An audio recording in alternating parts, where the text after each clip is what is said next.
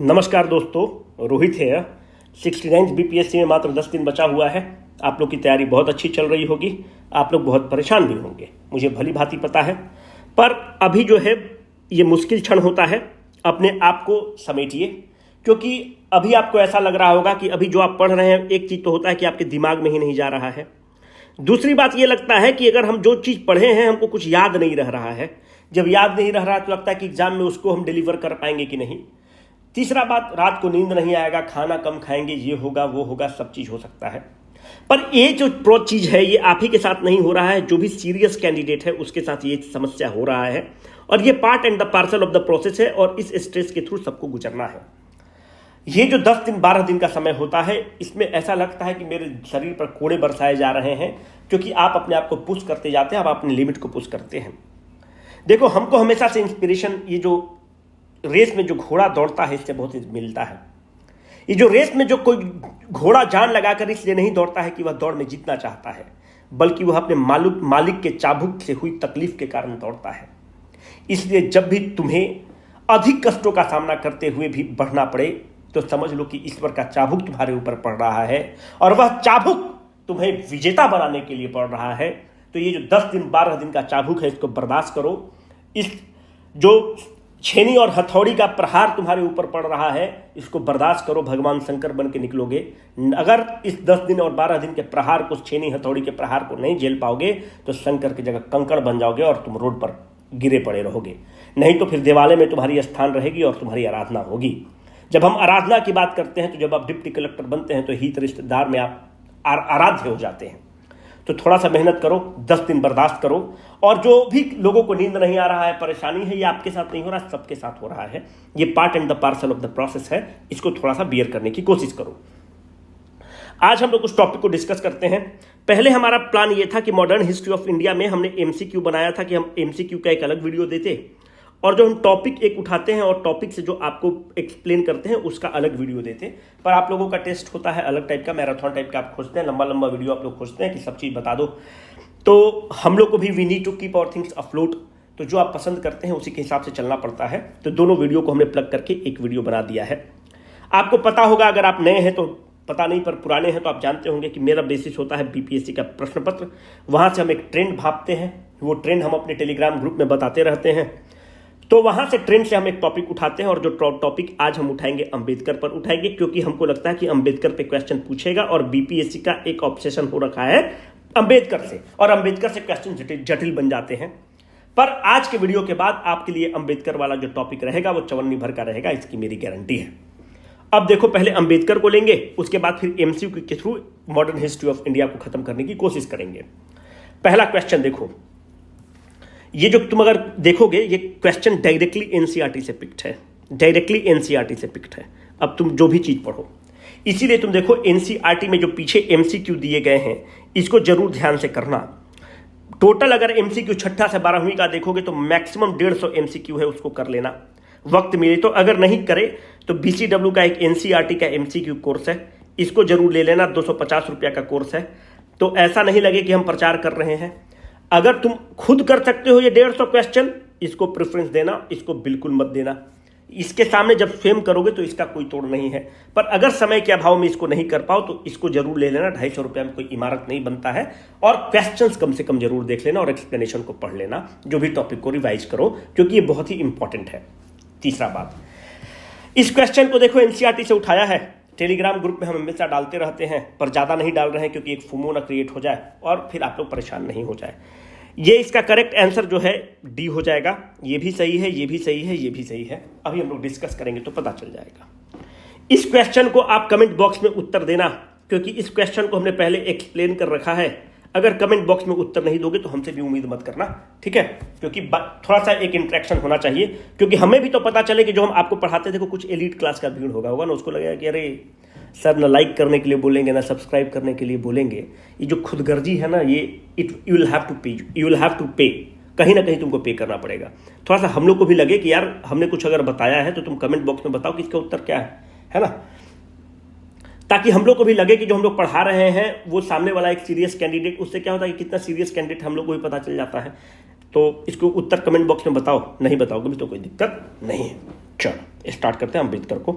Base हमारा रहेगा BPSC का टीआरई का पेपर और जितने क्वेश्चंस वगैरह हैं वो, और बेस मेरा बेसिकली हम जो लेकर चलते हैं वो है एनसीईआरटी, बाकी आप लोग जो पढ़ना होगा पढ़िएगा। चलो अम्बेडकर को उठाओ। अम्बेडकर का बेसिकली जीवनी वगैरह हम नहीं बताने वाले हैं, जो एग्जाम में आएगा वो बताएंगे, क्योंकि वो सब हम लोग अलग कोर्स में बताते हैं, अभी एग्जाम है उसके लिए है। देखो 1924 में अम्बेडकर एक ऑर्गेनाइजेशन बनाएंगे। उस ऑर्गेनाइजेशन का नाम है बहिष्कृत हितकारिणी सभा। बहिष्कृत ग्रुप कौन था? शेड्यूल्ड कास्ट के लोग। बहिष्कृत हितकारिणी मतलब ये जो बहिष्कृत लोग हैं इनका कल्याण करने के लिए हम एक ऑर्गेनाइजेशन बनाते हैं जिसका नाम है बहिष्कृत हितकारिणी सभा। ये जो बहिष्कृत हितकारिणी सभा है, it was a it worked for the socio and the political upliftment of the Dalit class or the scheduled caste। उनके दलित अपलिफ्टमेंट के लिए, पॉलिटिकल अपलिफ्टमेंट के लिए बहिष्कृत हितकारिणी सभा का न्यू अंबेडकर रखते हैं। फिर अगर आप देखोगे तो 1927 में अंबेडकर एक बहुत बड़ा विद्रोह करते हैं। उस विद्रोह का नाम है महद सत्याग्रह।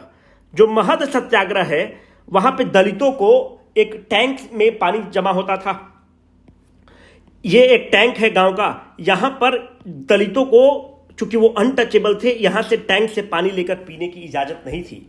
इसके खिलाफ अंबेडकर महद सत्याग्रह करते हैं और महद सत्याग्रह करके इस सत्याग्रह से ये जीतते हैं और दलितों को पानी पीने का अधिकार मिलता है। तो अंबेडकर इस समय बहुत अच्छा एक लाइन बोलते हैं, we don't want to go to the temples, we don't want to go to that well for having the water, but we shall have the right to go to the temple, we shall have the right to use that water।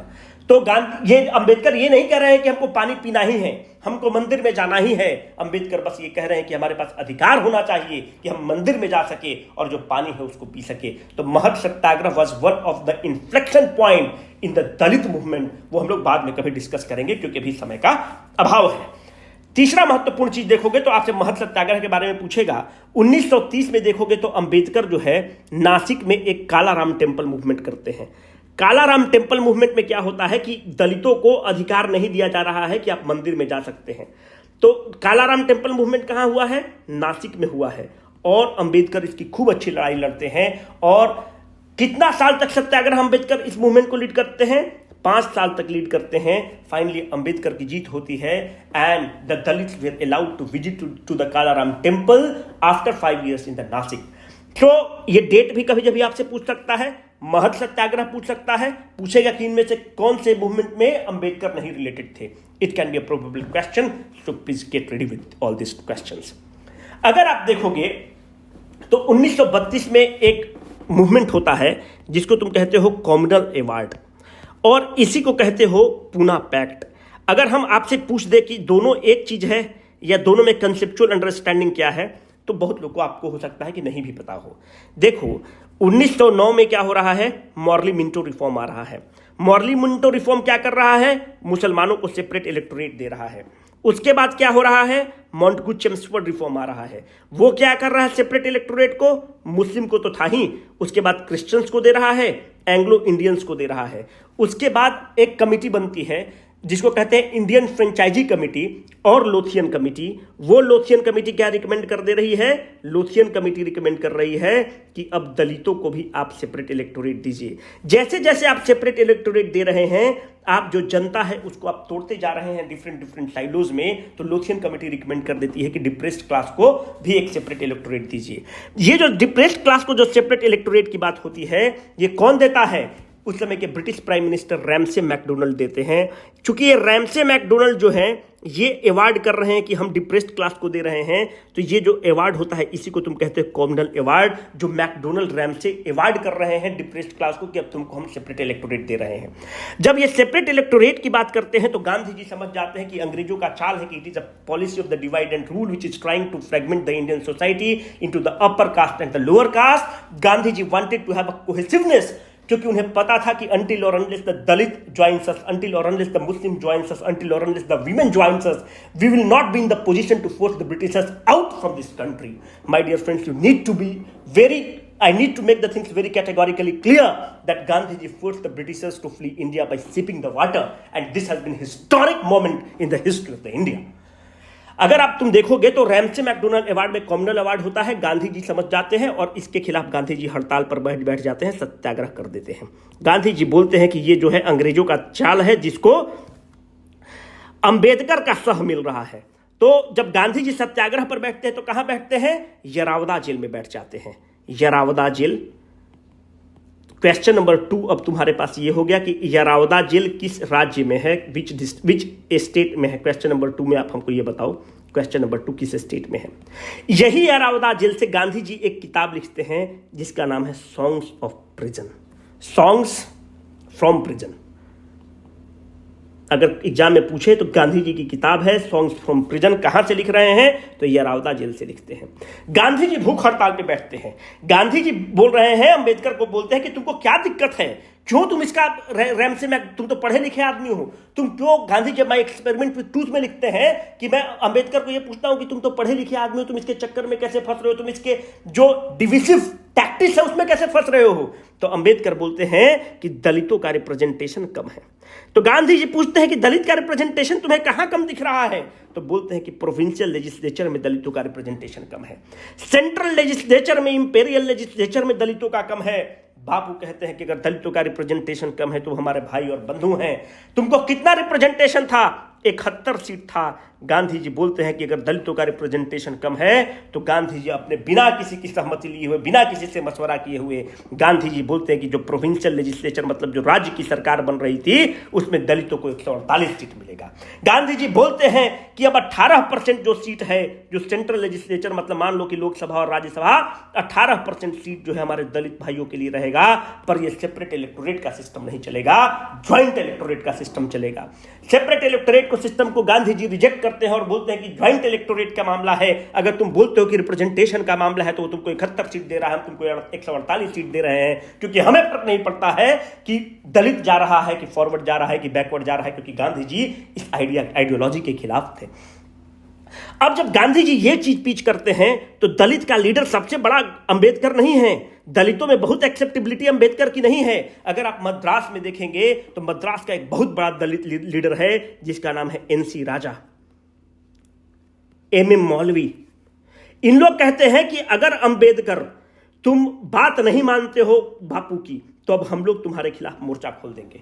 और अगर बापू सत्याग्रह पर बैठ गए, और अगर सत्याग्रह पर बैठते हैं तो बापू अन्न और पानी भी ग्रहण करना छोड़ देते हैं। अगर बापू को कुछ हुआ तो इसके सिर्फ और सिर्फ जिम्मेवार तुम होगे। जैसे कि अगर तुम्हारा ये हो तुम और ये है तुम्हारी मीठू, अब लड़ाई हो गया और मीठू बोल रहे कि अगर हम एक सुसाइड नोट लिख के चले जाएंगे और बोलेंगे कि मेरे मौत के जिम्मेवार तुम, फिर तुमको डर लगेगा कि फिर तो जीवन भर चक्की पिसिंग पिसिंग पिसिंग पिसिंग बोलेगी, फिनाइल का बोतल पी लेंगे, तब तुम तुरंत डर जाओगे, बोलोगे जो भी बोल रही हो हम करने के लिए तैयार हैं। बस एमएम मौलवी कहते हैं कि अगर बापू धरना पे बैठे और बापू को कुछ हुआ तो याद रखना एक बहुत बड़ा एक आंदोलन खड़ा हो जाएगा और वो दलित समुदाय पर भारी पड़ सकता है। जैसे कि जब सिख लोग हत्या कर देता है इंदिरा गांधी का, तो आप देखते हैं कि दिल्ली की सड़कों पर कत्लेआम मचता है। तो एमएम राजा और एनसी राजा बहुत स्ट्रांगली बोलते हैं कि तुम वापस लो, अगर रिप्रेजेंटेशन का मामला था तो तुम ही दलित के नेता नहीं हो, हम लोग बोल रहे हैं कि रिप्रेजेंटेशन अब ज्यादा मिल गया है। और इस तरह से डिप्रेस्ड क्लास के लिए जो सेपरेट इलेक्टोरेट था, it was thrown into the dustbin and an award was sign between Ambedkar and Bapu, and this award and a pact was signed between Ambedkar and Bapu. This pact is called as Pune Pact. ठीक है, तो you need to have a categorical difference that what is a communal award and what is a difference between the Pune Pact. समझ के चीजों को पढ़िए, तब फिर जो फिक्शन वगैरह का किताब पढ़ेंगे उसमें भी आपको समझ में आएगा। कम्युनल अवार्ड क्या है? जो मैकडोनल्ड रैमसे दे रहा है। पूना पैक्ट क्या है? तो Poona pact was sign between the Ambedkar and Gandhi ji. My dear friends, the question can be कि पूना पैक्ट कब साइन हुआ? तो 24 सितंबर 1932 को साइन हुआ। Poona pact between Ambedkar and Gandhi ji 24 सितंबर 1932 को साइन होता है। और कुछ है पॉइंट? देखो उसमें कुछ बनाए होंगे। फिर आप देखो 1939 का, फिर आपको पता है कि 1937 में इलेक्शन हो जाएगा। जब 1937 में इलेक्शन हो जाएगा तो एक अंबेडकर भी चुनाव लड़ जाएंगे। जो अंबेडकर चुनाव लड़ेंगे तो अंबेडकर का एक पार्टी बनेगा महाराष्ट्र में और अंबेडकर चुनाव लड़ते हैं और मुख्य विपक्षी दल के रूप में अंबेडकर वहां पे आ जाते हैं। तो अंबेडकर जब मुख्य विपक्षी दल के रूप में आते हैं और उनका पार्टी का नाम था इंडिपेंडेंट लेबर पार्टी, इंपॉर्टेंट नहीं है पर देख लो, इंडिपेंडेंट लेबर पार्टी। तो कितना सीट जीतता है 1937 के चुनाव में? 11 सीट जीतता है। दलित वाला जितना कॉन्स्टिट्यूएंसी होता है मैक्सिमम जगह हार जाते हैं, कांग्रेस जीत जाता है। तो इंडिपेंडेंट लेबर पार्टी बनते हैं और मुख्य विपक्षी दल महाराष्ट्र की सरकार में बन जाते हैं। अब 2-3 चीज अब हम लोग को ध्यान से देखने की जरूरत है कि कौन कौन सा किताब लिखते हैं अंबेडकर। अंबेडकर की एक जो किताब है वो है मूक नायक। मूक मतलब नायक मतलब लीडर और मूक मतलब चुप, ठीक है, मूक बधिर ये सब जो आप सुनते होंगे, तो मूक नायक किताब लिखते हैं। एक और इनकी किताब है Pakistan the partition of India, है ना, ऑप्शन में देगा जिन्ना, तुम मार के आओगे जिन्ना। क्यों पाकिस्तान का पार्टीशन होता है उसके बारे में किताब लिखते हैं, पाकिस्तान और the partition of India, Pakistan the partition of India, Ambedkar ही लिखते हैं किताब, ठीक है। अब जब किताब की बात हो गई है तो एक बीपीएससी का ऑब्सेशन है सचिन नाथ सन्याल से। तो सचिन नाथ सन्याल के बारे में अगर पूछता है किताब के, थोड़ा सा हम लोग विषयांतर हो रहे हैं पर लिख लो, है ना। इनका एक किताब है बंदी जीवन। बंदी मतलब क्या होता है, जब आप जेल में बंद होते हैं तो बंदी जीवन, ये काकोरी केस में बंद थे तो उस समय एक किताब लिखते हैं बंदी जीवन। चूंकि किताब की बात हो गई है तो एक किताब है कॉमरेड। कॉमरेड कौन लिखते हैं? मौलाना अली। तो अब अल हिलाल कौन लिखता है ये भी बता दो, अबुल कलाम आजाद। अल हिलाल मौलाना अबुल कलाम आजाद, ठीक है। अब हमको आप एक और किताब और बता दो, new lamp for the old. ये भी क्वेश्चन इंपॉर्टेंट है, लिख लो, न्यू लैम्प फॉर ओल्ड। कौन, किसका आर्टिकल है? अरबिंदो का आर्टिकल रहता है, अरबिंदो का है और एग्जाम में पूछ सकता है। कभी फुर्सत रहे तो एमिन राय की एक किताब पढ़ना, मनिंद्रनाथ रॉय, इनकी एक किताब है इंडिया इन ट्रांजिशन, बहुत सुंदर किताब है, इसको भी पढ़ सकते हो, India in. Gokhale my political गुरु,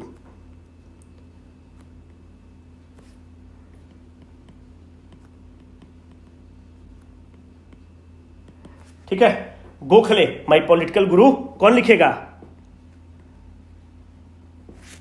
ठीक है, इंडियन ओपिनियन,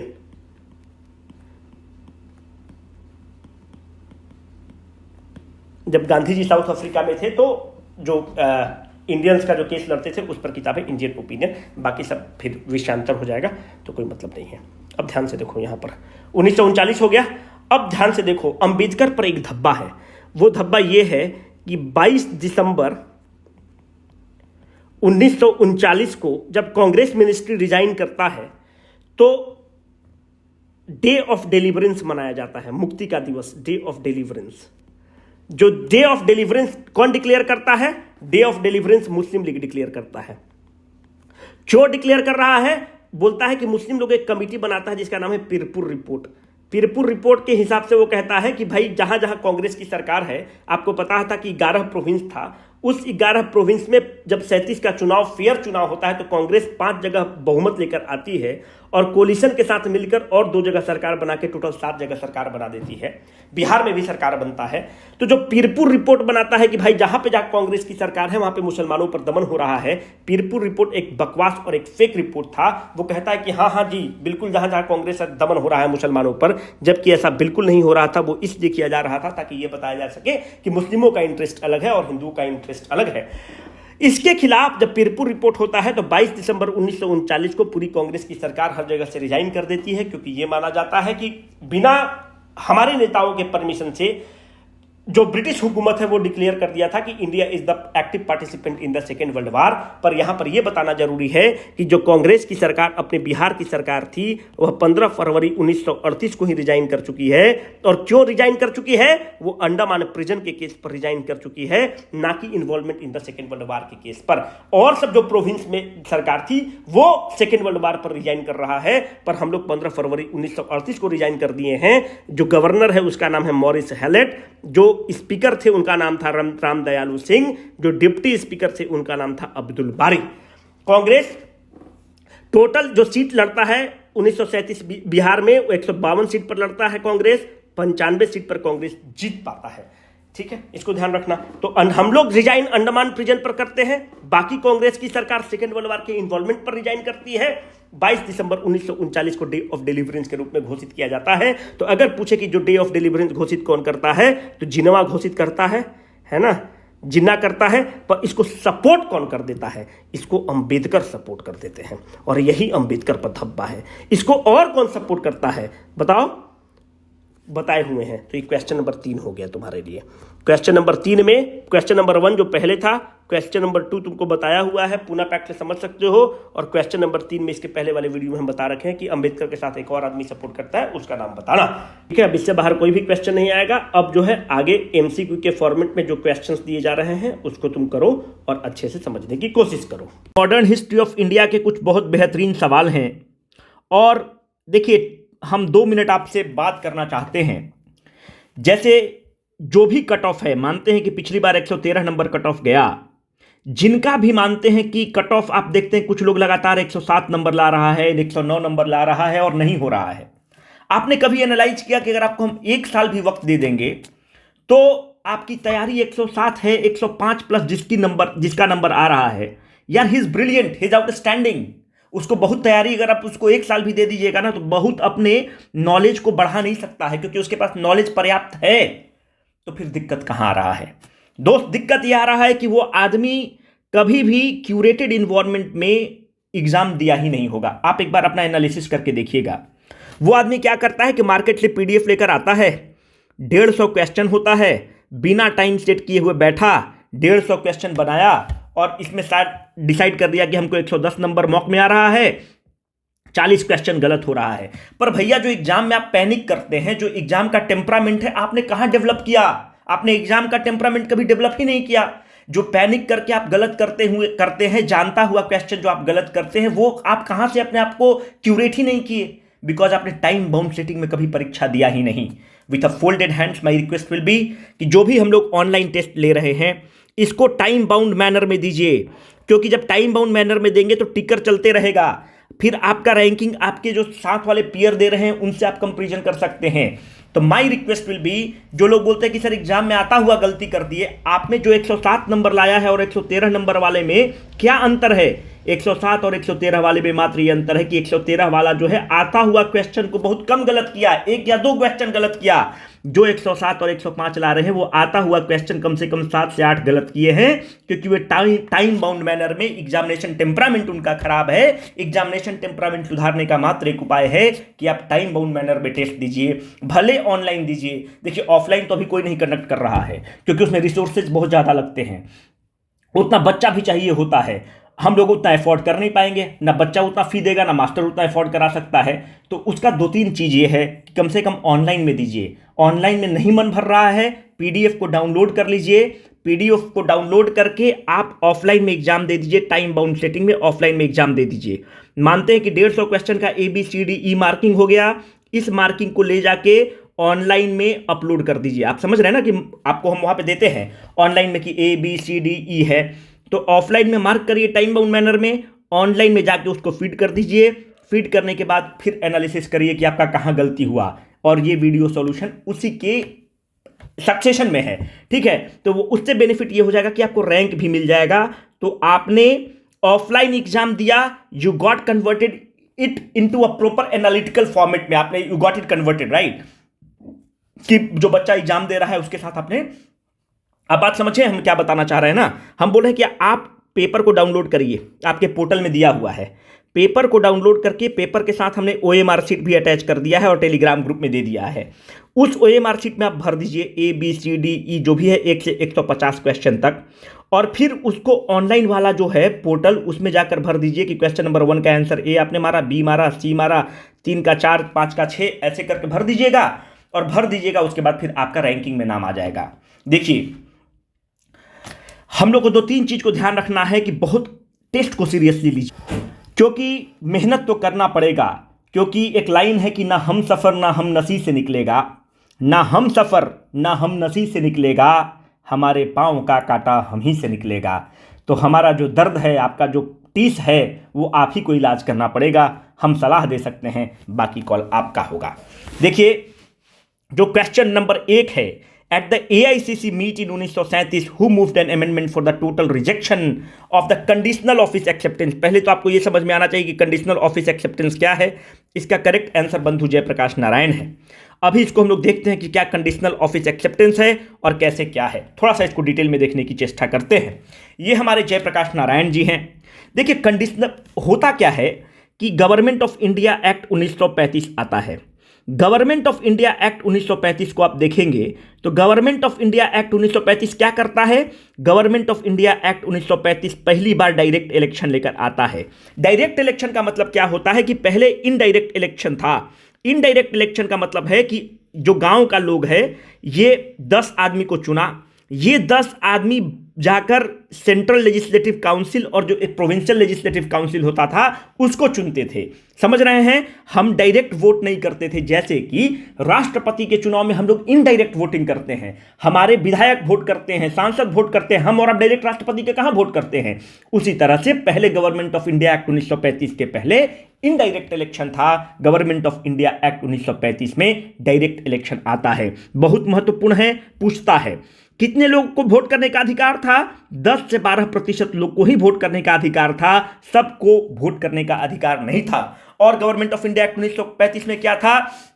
यहां पर dyarchy was remove from the provinces and it was instituted at the central level. Dyarchy क्या है हम पहले बता चुके हैं। यहां पर एक चीज और होता है कि जो फाइनेंशियल ऑटोनोमी होती है, जो फाइनेंशियल पावर है, it was transferred from the secretary of the state to the viceroy. ये क्या होता है? बहुत इंपॉर्टेंट चीज होता है मेरे दोस्त कि सेक्रेटरी ऑफ फाइनेंशियल पावर मतलब क्या हो गया?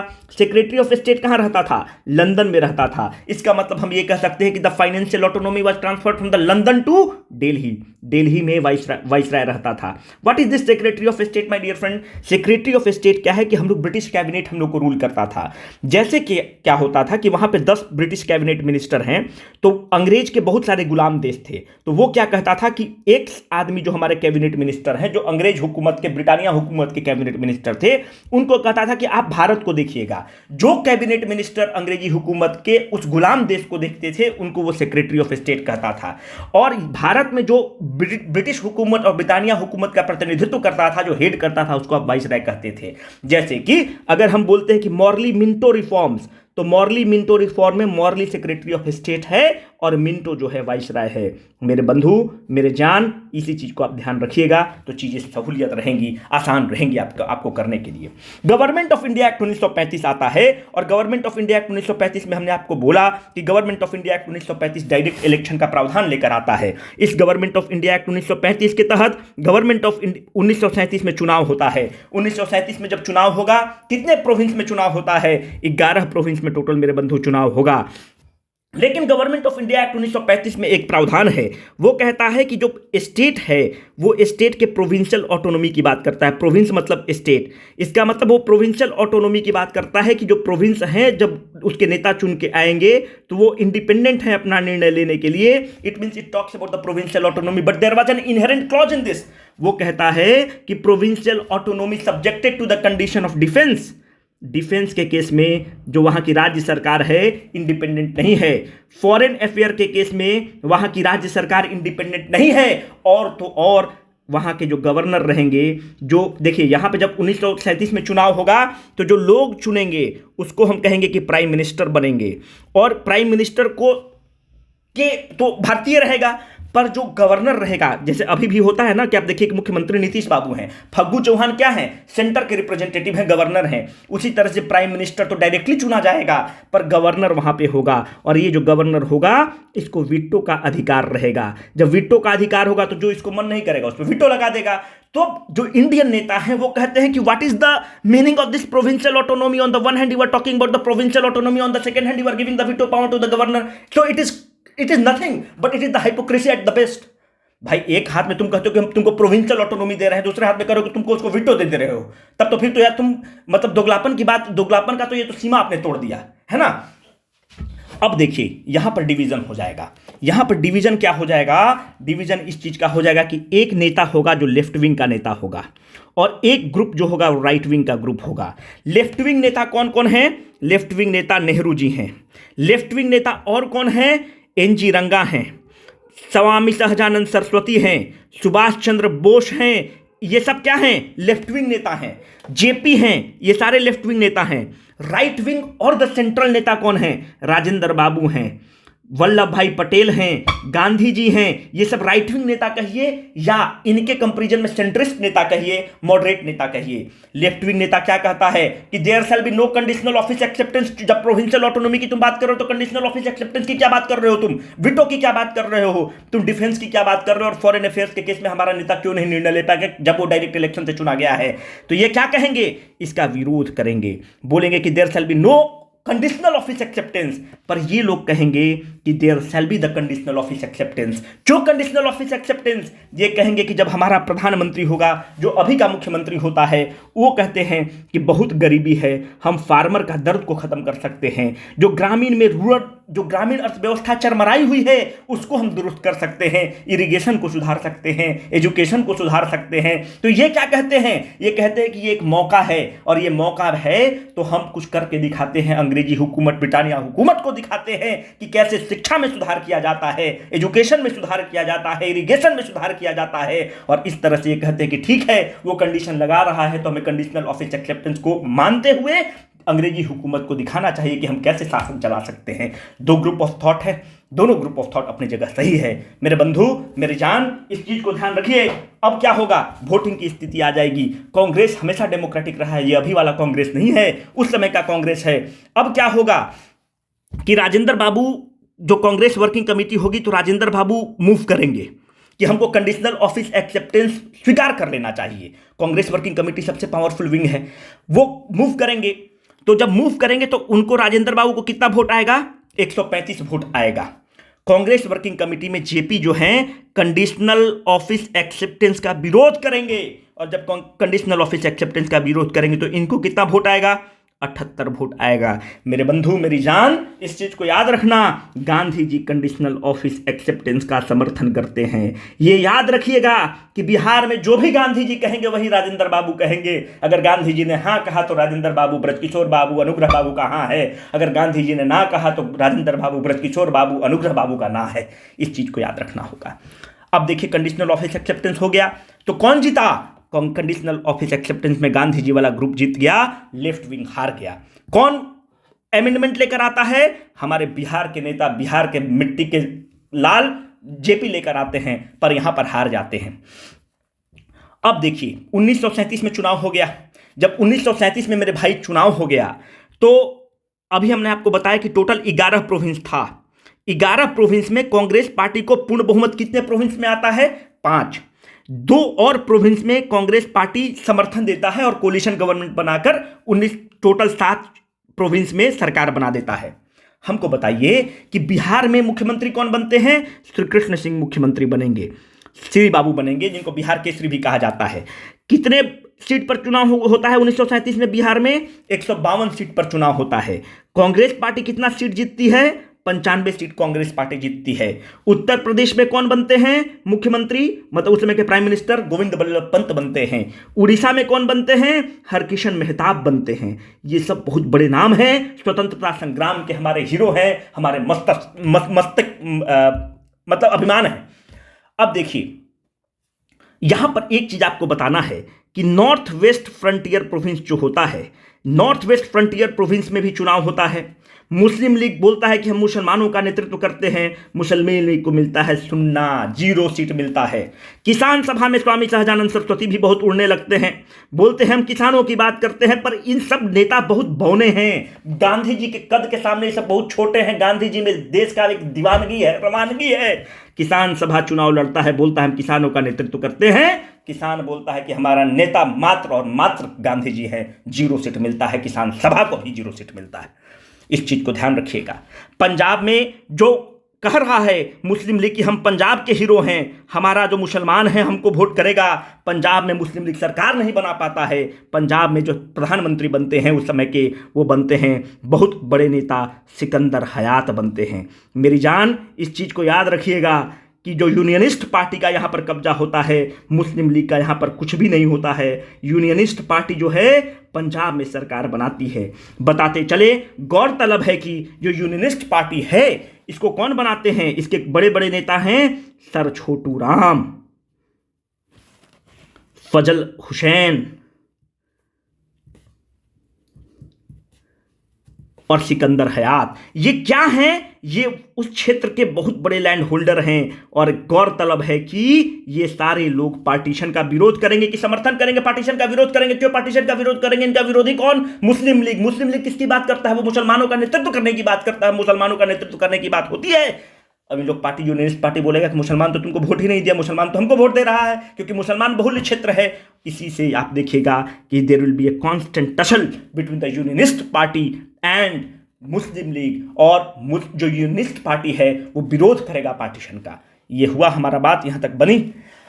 अब देखिए, अच्छा क्वेश्चन नंबर 2 छूट गया क्या बताने में चक्कर में। Which organization assassinated the Saunders, a police officer who led a lathi charge that caused the death of Lala Lajpat Rai? मेरी जान, इस चीज को याद रखिएगा। इसका करेक्ट आंसर है हिंदुस्तान सोशलिस्ट रिपब्लिकन एसोसिएशन। इसके बारे में हम पहले बता चुके हैं, पर फिर भी अब बात निकल चली है तो थोड़ा बहुत आपका रिवीजन करा देते हैं। ये हम लोग के हीरो हैं, क्रांतिकारी हैं। देखिए 1923 में क्या होता है, 1923 में हिंदुस्तान रिपब्लिकन एसोसिएशन बनता है, हिंदुस्तान रिपब्लिकन एसोसिएशन बनेगा। 1928 में क्या होता है कि जहां पे हम लोग अभी बैठ के वीडियो रिकॉर्ड कर रहे हैं, दिल्ली में फिरोज शाह कोटला मैदान में क्या होता है, इन क्रांतिकारियों की बैठक होती है। और इन क्रांतिकारियों की बैठक में बिहार के 2 बड़े नेता आते हैं। उनका नाम है मनमोहन बनर्जी और फणींद्रनाथ घोष। जो नए लोग हैं इनके बारे में पूरा डिटेल वीडियो बनाया हुआ है बंधु, जाकर देखिएगा। यहां पर कहा जाता है कि हिंदुस्तान रिपब्लिकन एसोसिएशन जो है उस समय तक पंजाब और यूपी तक ही सीमित था। इसका नाम को बढ़ाकर इन लोग कर देते हैं हिंदुस्तान सोशलिस्ट रिपब्लिकन एसोसिएशन। जो हिंदुस्तान सोशलिस्ट रिपब्लिकन एसोसिएशन बनता है, इसका एक बहुत बड़ा और कद्दावर नाम है। उस बड़ा नाम का नाम है राम प्रसाद बिस्मिल। गजब के योद्धा है राम प्रसाद बिस्मिल। राम प्रसाद बिस्मिल जो है इसका प्रियम्बल को डिफाइन करते हैं, इसके कॉन्स्टिट्यूशन को डिफाइन करते हैं, इसकी रूपरेखा को तय करते हैं, और उस रूपरेखा का नाम है द रिवॉल्यूशनरी। ये एक पैम्पलेट के रूप में भी आता है, द रिवॉल्यूशनरी। देखिए इसके बारे में ज्यादा हम डिटेल में वीडियो बनाए हुए हैं, जाकर देखिएगा। यही हिंदुस्तान सोशलिस्ट रिपब्लिकन एसोसिएशन है। ये बोलता है कि हम लोग को जाकर क्या करना है, हम लोगों को जो लाला लाजपत राय का कत्ल हुआ है उसका बदला लेना है। कत्ल क्या हुआ, अब आप देखिए। जब कत्ल होगा तो कत्ल कौन करता है, ऑर्डर कौन करता है, स्कॉट ऑर्डर करता है। लाला लाजपत राय का कत्ल होता है, इसका बदला लेना है। जाते कौन है साथ में, उसमें 2 आदमी को जिम्मा दिया गया हिंदुस्तान सोशलिस्ट रिपब्लिकन आर्मी से। अच्छा, हिंदुस्तान सोशलिस्ट रिपब्लिकन आर्मी का जो चीफ थे वो कौन थे, चंद्रशेखर आजाद। इनको मतलब ऐसा कुछ डिक्लेयर्ड नहीं था, पर नेतृत्व यही करते थे। इसमें डिसाइड किया गया कि भगत सिंह और राजगुरु जाकर कत्ल करेंगे। राजगुरु जो हैं ये मतलब भगत सिंह तो हीरो हैं, इसमें 2 राय नहीं है, पर राजगुरु इनसे भी बहुत बड़े योद्धा हैं। कैसे हैं हम अभी आपको बताते हैं। राजगुरु को रेकी करने का ऑर्डर दिया गया कि जब स्कॉट आएगा तो आप उसका रेकी करिएगा। स्कॉट ऑफिस के अंदर बैठा हुआ है, तब तक आईबी सूचित कर चुका है। आप हमसे बोल रहे हो कि आप ये जो स्टोरी सुना रहे हैं इसका बेस क्या है, भगत सिंह की एक किताब है why I am an atheist. देखिए किताब जरूर पढ़ा करिए, अभी हम ये 3 बार ये किताब को पढ़े। गजब खूबसूरत किताब है, रोमांचकारी किताब है। भगत सिंह को जानिएगा तो आपको मोहब्बत हो जाएगा। अगर आप मॉडरेट नेता, मॉडरेट के पक्षधर तो एक्सट्रीमिस्ट बन जाइएगा, है ना। तो why I am an atheist में ये जिक्र होता है कि अब इसमें क्या लिख रहे हैं ये, तो इसमें क्या होता है कि जैसे राजगुरु को रेकी करने का मौका मिलता है तब तक आईबी को सूचित कर दिया जाता है कि देखिए स्कॉट के जीवन पर खतरा है। उसके ऑफिस के सामने इन लोग इंतजार कर रहे हैं कि आज निकलेंगे स्कॉट साहब और इनको आज गोली मार देंगे। तब तक स्कॉट खाना खाने के लिए बाहर निकलता है। जब स्कॉट खाना खाने के लिए बाहर निकलता है तो भगत सिंह साइड में होकर छिपना स्टार्ट करते हैं। आईबी का सूचना था, उसको सूचित किया जाता है। 2 मिनट के अंदर राजगुरु से बोलता है कि तुम अपनी आइडेंटिटी दिखाओ, तुम अपना कुछ आईडी कार्ड दिखाओ। राजगुरु बड़े व्याकुल हैं और देश के मतवाला आदमी हैं। बोलते हैं मेरा आइडेंटिटी मेरा पिस्तौल है। पिस्तौल निकालते हैं और सीधा स्कॉट के अंदर मुंह में डालते हैं और मार देते हैं स्कॉट को, वहीं पे एकदम दफन कर देते हैं स्कॉट को। इस तरह से स्कॉट मारा जाता है। सॉरी, स्कॉट वो गए थे स्कॉट को मारने, पर उसका चमचाई कर रहा था सॉन्डर्स। सॉन्डर्स तो एक पुलिस इंस्पेक्टर है, दरोगा है। इस ऑर्डर कौन किया था स्कॉट मारा, लाला लाजपत राय को मारा था। मारना किसको था? स्कॉट को। चमचागिरी और खरखाही कौन कर रहा था? सॉन्डर्स। सॉन्डर्स आके इनसे आईडी कार्ड मांग रहा है। बोला आईडी कार्ड दिखाओ, तो पॉकेट से आईडी कार्ड निकालने के चक्कर में रिवॉल्वर निकालते हैं, मुंह में अंदर डालते हैं और मार देते हैं, बोलते हैं यही मेरा आईडी कार्ड है। अब जब मारते हैं तो ये फिर ऑफिस के अंदर घुसते हैं राजगुरु, बोलते हैं कि अरे स्कॉटवा तो मरेबे नहीं किया, स्कॉटवा को मारना है। तब तक भगत सिंह इनको जोर जबरदस्ती पकड़ के बोलते हैं कि अरे भाई यहाँ से भागा जाए, और फिर भागते हैं। तो राजगुरु तनिक भी कम योद्धा, भगत सिंह से तनिक भी कमजोर योद्धा नहीं है।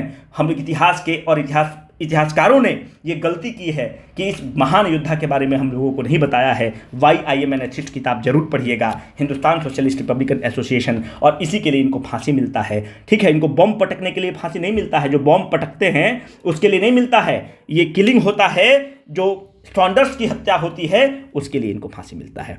Which movement in the some part of the country was called as the Vande Mataram movement? This is very important my dear friend. Swadeshi movement Andhra Pradesh में it was called as the Vande Mataram movement. Now I have a few question to ask you. हमको ये बताइए कि ये, अच्छा पहले ये बताइए कि बंगाल का जो पार्टीशन होता है कब किया जाता है? 19 जुलाई 1905 को ये डिक्लेयर किया जाता है कि बंगाल का पार्टीशन होगा, 19 जुलाई 1905 को। इंप्लीमेंट कब किया जाता है? अगर हमको डेट सही से याद है तो 16 अक्टूबर 1905 को इसको पार्टीशन कर दिया जाता है। तो भैया ये हमको बताइए कि this movement started as anti partition movement, but then why we call it as a swadeshi movement? My dear friend, this is where the concept comes in. Movement क्या हुआ? एंटी पार्टीशन मूवमेंट के रूप में स्टार्ट होता है। बिल्कुल, अगर आपसे कोई पूछ दे तो आप फंस जाइएगा। हमको बताइए तो फिर स्वदेशी मूवमेंट कैसे बन जाता है?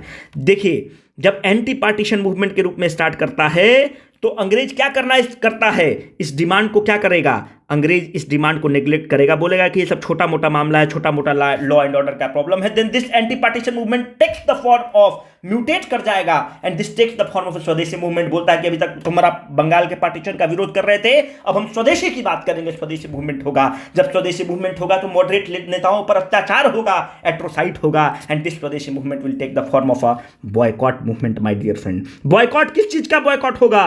बॉयकॉट स्कूल का होगा, कॉलेज का होगा, अस्पताल का होगा, हर सरकारी सुविधाओं का, अस्पताल चीजों का बॉयकॉट होना स्टार्ट करता है। So this is the flow which you must remember. In Andhra Pradesh it was called as the Vande Mataram movement. By how many vote the Pattabhi Sitaramayya was defeated by the Bose in the Tripuri session? मेरे बंधु, 1938 का जो session start होता है, एक है 1938 का session, एक है 1939 का सेशन। 1938 का सेशन में कौन लीड कर रहा है? हरिपुरा में होता है। हरिपुरा कहाँ है? गुजरात में है। 1939 वाला जो सेशन है, जबलपुर में एक जगह है त्रिपुरी, और वहीं पर त्रिपुरी सेशन होता है। वोटिंग होता है। सुभाष चंद्र बोस एक बहुत बड़ा नाम है, और सुभाष चंद्र बोस को 1580 वोट मिलता है। गांधी जी के कैंडिडेट कौन रहते हैं? पट्टा भाई सिद्धरमैया। पट्टा भाई सिद्धरमैया को 1377 वोट मिलता है। 7 3 10 मतलब कितना वोट हो गया? 203 वोट से इनको हरा देते हैं। पट्टा भाई सिद्धरमैया गांधी जी के आदमी है, गांधी जी के पेटेंट आदमी हैं। तो 1948 में अगर हमको ठीक ठाक से याद रहा तो जयपुर में एक अधिवेशन होता है कांग्रेस का, और जयपुर में इंडियन नेशनल कांग्रेस का स्वतंत्रता के बाद ये अध्यक्ष बनते हैं। सुभाष चंद्र बोस तो इनको धूल चटा ही देते हैं। जब सुभाष चंद्र बोस इनको धूल चटाते हैं तो कांग्रेस में गांधी जी कहते हैं कि ये पट्टा भाई सिद्धरमैया की हार नहीं, अब मेरी हार है। तब कांग्रेस वर्किंग कमेटी सुभाष चंद्र बोस जी को मदद करने से मना कर देती है, और मदद करने से मना करती है तो सुभाष बाबू को रिजाइन करना पड़ जाता है। जब सुभाष बाबू रिजाइन करते हैं तो इंटरिम अध्यक्ष जो बनते हैं वो बिहार के शान, बिहार के अभिमान राजेंद्र बाबू बनते हैं। राजेंद्र बाबू को सब नेताओं से बहुत अच्छे संबंध हैं, इसलिए इनको आजाद शत्रु भी कहा जाता है, मतलब जिसका कोई भी शत्रु नहीं हो। दोस्तों, यहां पर एक चीज आपको बताना जरूरी है कि जब बाद में आपको पता है कि इंडियन नेशनल आर्मी का गठन होता है, आजाद हिंद फौज बनता है, आजाद हिंद गवर्नमेंट बनता है 21 अक्टूबर 1943 को। ये डेट बहुत इंपॉर्टेंट है, इस चीज़ को ध्यान रखिएगा। 21 अक्टूबर 1943 को सुभाष बाबू सिंगापुर में आज़ाद हिंद गवर्नमेंट बना देते हैं। मतलब बोलते हैं कि जिस तरह से तिब्बत की जो सरकार है वो मानता है, जो तिब्बत के लोग हैं, कि हमारा जो सरकार है वो एग्जाइल में चल रहा है, वो भारत से चल रहा है, दलाई लामा चला रहे हैं, उसी तरह से आज़ाद हिंद गवर्नमेंट का बोलते हैं, ये डिक्लेयर कर देते हैं। आज़ाद हिंद गवर्नमेंट का अपना करेंसी होता है, अपना स्टाम्प होता है, और सिंगापुर में 21 अक्टूबर 1943 को कहते हैं कि भारत की सरकार यही है, हम ही हैं भारत भारत की सरकार। एक और बताते चले कि सुभाष चंद्र बोस जी को नेताजी का जो टाइटल मिलता है वो जर्मनी में मिलता है, और आज़ाद हिंद सरकार जो बनती है, आज़ाद हिंद गवर्नमेंट बनता है, इसको लोग बोलता है कि हम आपको डोनेट करना चाहते हैं, हम आपको डोनेशन देना चाहते हैं। इसके लिए आज़ाद हिंद बैंक का स्थापना होता है, और आज़ाद हिंद बैंक का स्थापना कहाँ होता है? बर्मा में होता है, जिसको उस समय आप रंगून भी बोलते हैं। इसके बारे में, साउथ ईस्ट एशिया के बारे में बहुत डिटेल में हमने अपने वर्ल्ड ज्योग्राफी जो आपका है उसमें बहुत अच्छे से बताया है। एक बार उसको जरूर देखिएगा, आपको मजा आएगा। कॉन्स्टिट्यूशन कौन है? अभी आपको बताया, राम प्रसाद बिस्मिल उसको करते हैं। During the salt Satyagraha Mahatma Gandhi was initially opposed to the women participation, who persuaded him to allow women to join the movement? My dear friend, the correct answer is कमला देवी चट्टोपाध्याय। अगर आप एनसीईआरटी से ये क्वेश्चन हमने बनाया है, अगर आप एनसीईआरटी को पढ़ेंगे तो एक और बड़ा नाम है, उस बड़ा नाम का नाम है सरोजनी नायडू, और कमला देवी चट्टोपाध्याय ने मिलकर गांधी जी को कहा कि जो सॉल्ट मार्च हो रहा है, जो सॉल्ट सत्याग्रह हो रहा है, उसमें महिलाओं को भी आप इंक्लूड करिए। देखिए, सॉल्ट सत्याग्रह जो होता है, गांधी जी कहाँ से स्टार्ट कर रहे हैं? साबरमती से स्टार्ट कर रहे हैं। कहाँ तक जा रहा है? दांडी जा रहा है। यहां पर बताना जरूरी है कि इसी दांडी में, यहीं पर ही टेक्स अ मुट्ठी of a salt and breaks the salt law. अंग्रेज किस एक्ट के तहत लगा रहा था salt tax? Salt tax act था मेरे भाई। सॉल्ट टैक्स एक्ट 1881 में, सॉल्ट टैक्स एक्ट 1885 में एक्ट के तहत लगाता था। सॉल्ट पर, नमक पर कर लगाता था।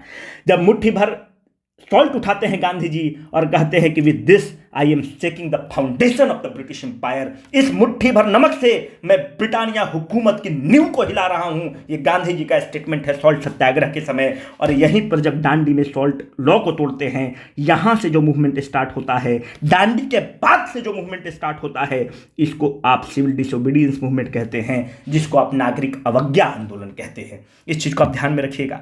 गांधी जी जब स्टार्ट करते हैं तो 78 लोग के साथ स्टार्ट करते हैं, और बिहार का एक सपूत इनके साथ था, उनका नाम है गिरिवरधारी चौधरी। कहाँ के हैं? दरभंगा के रहने वाले हैं गिरिवरधारी चौधरी।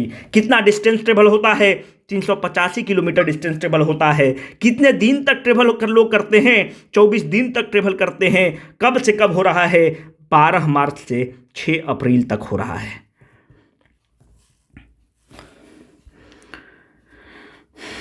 बारह मार्च से 6 अप्रैल तक हो रहा है। अब हमको ये बताइए कि जब ये मार्च होता है तो इसमें सुभाष बाबू कहते हैं कि it is as good as the march of the Napoleon from Elba to the Paris. अगर आपसे पूछे कि who compared the march of the Dandi march और salt march, who compared it from the march as good as the march of the Napoleon from the Elba to the Paris, the correct answer is हमारे hero, हम लोगों के आदर्श, युवाओं के आदर्श सुभाष चंद्र बोस कहते हैं। ये जो कमला देवी चट्टोपाध्याय हैं, ये अगर आप देखेंगे तो ये हैंडीक्राफ्ट के लिए बहुत फेमस हैं और बहुत बड़ी फेमिनिस्ट हैं। अभी जो लड़की लोग जो फेमिनिज्म की बात करती है ना, उससे पहले ये फेमिनिज्म की बात उठाती थी और खूब महिलाओं के अधिकार की बात करती थी। जिस तरह से अंबेडकर दलितों की बात करते थे, तो महिलाओं सशक्तिकरण और महिला के सशक्तिकरण का बात करने के लिए दो मुख्य आवाज थी। एक थी कमला देवी चट्टोपाध्याय और दूसरा थी सरोजनी नायडू। कमला देवी चट्टोपाध्याय को बाद में पद्मश्री और पद्म विभूषण से भी नवाजा जाता है और इनको she is often called as हथकरघा मां, क्योंकि हथकरघा वगैरह पे, हैंडीक्राफ्ट वगैरह पे बहुत काम करती थी, क्योंकि ये मानती थी कि महिलाओं का सशक्तिकरण का एक बहुत ही अच्छा टूल है। इससे she has been often referred to as the हथकरघा मां। Which among the following incidences did not occur in 1916? 1916 में कौन नहीं होता है मेरे बंधु? सारे इंसिडेंट्स 1916 में होते हैं। आपको अगर याद हो तो 1916 में जो सेशन होता है home rule league Lucknow session 1916 होता है। अध्यक्षता कौन कर रहे हैं? अंबिका चरण मजुमदार, बहुत बड़ा नाम, अंबिका चरण मजुमदार इसकी अध्यक्षता कर रहे हैं। यहां पर क्या हो रहा है? मॉडरेट और एक्सट्रीमिस्ट का जो सूरत स्प्लिट हुआ है उसको टाई अप किया जा रहा है। यहां पर क्या हो रहा है? मुस्लिम लीग और इंडियन नेशनल कांग्रेस साथ में आ जा रहे हैं। और यहां पर क्या हो रहा है? इसी 1916 के सेशन में राजकुमार शुक्ला जाते हैं। राजकुमार शुक्ला एक चिट्ठी देते हैं गांधी जी को चंपारण सत्याग्रह में, जो चंपारण के किसानों पर अत्याचार हो रहा है नील की खेती के कारण, उसके लिए रिक्वेस्ट करते हैं। जो राजकुमार शुक्ला चिट्ठी देते हैं वो कोई नहीं, वो पीर मोहम्मद मोहम्मद मुनिस, जो बिहार स्टेशन में हमने आपको पढ़ाया है, पीर मोहम्मद मुनिस जो मदरसा के टीचर हैं, उनके द्वारा लिखित चिट्ठी देते हैं, क्योंकि राजकुमार शुक्ला तो एक सिंपल वर्कर हैं, उनको उतना अच्छा चिट्ठी भी लिखने नहीं आता था। वो चिट्ठी पीर मोहम्मद मुनिस ने लिखा था, 1916 के लखनऊ सेशन में दिया जाता है गांधी जी को, और बाद में गांधी जी चंपारण सत्याग्रह आते हैं और वही बिहार की भूमि पर आते हैं, जिसके बाद महात्मा गांधी मोहनदास करमचंद गांधी से महात्मा गांधी बन जाते हैं। डे ऑफ डिलीवरेंस कब होता है? अभी हम आपको ऊपर बताना एक चीज भूल गए कि जब 1937 में कांग्रेस पार्टी सरकार बना देती है, तो 1937 में 28 महीना के बाद, आपको अगर ध्यान हो उस समय क्या चल रहा है, सेकेंड वर्ल्ड वार चल रहा है। जब सेकेंड वर्ल्ड, तो इसमें जब 1937 का चुनाव होता है तो कांग्रेस पार्टी जो है 28 महीने बाद अपने कांग्रेस मिनिस्ट्री से रिजाइन कर देता है। क्यों कांग्रेस मिनिस्ट्री से रिजाइन कर देता है? अंग्रेजी हुकूमत कहता है कि उस समय क्या चल रहा है, सेकेंड वर्ल्ड वार चल रहा है, और सेकेंड वर्ल्ड वार के समय कह रहा है अंग्रेज कि भारत हमको समर्थन दे रहा है, भारत ऐसा समर्थन नहीं देता है, बावजूद एक गलत इंटरप्रिटेशन क्रिएट करता है, और वर्ल्ड वार 2 के समय 28 महीना बाद कांग्रेस पार्टी सारे मिनिस्ट्री से रिजाइन कर देती है। जब कांग्रेस रिजाइन करती है तो मुस्लिम लीग को तो आग लगा हुआ था, वो तो कह रहा था कि तुम सब जगह तुम सरकार बना लिए हो, मुस्लिम का नेतृत्व हम करते हैं, उधर यूनियनिस्ट पार्टी पंजाब में सरकार बनाए हुए है। तो ये कहता है आज मुक्ति का दिवस है, it is a day of deliverance. ये कब कहते हैं मोहम्मद अली जिन्ना और मुस्लिम लीग? ये तब कहते हैं जब कांग्रेस मिनिस्ट्री रिजाइन कर देता है, तो ये बोलते हैं कि आज मुक्ति दिवस है, जनता जो है कांग्रेस के कुशासन से मुक्त हो रही है, जो कि बिल्कुल गलत था। कांग्रेस बहुत अच्छा काम किया है, बक्सलैंड मूवमेंट वगैरह में बहुत शानदार काम किया था कांग्रेस पार्टी, ठीक है। ये कब करते हैं? When the Congress ministry resigned. कौन कहता है? मुस्लिम लीग कहता है। Who submitted the scheme of a basic education? Correct answer is doctor Zakir Hussain. देखिए, जब कांग्रेस पार्टी सरकार बनाती है तो हम आपको बताएं कि कांग्रेस पार्टी का फोकस क्या रहेगा।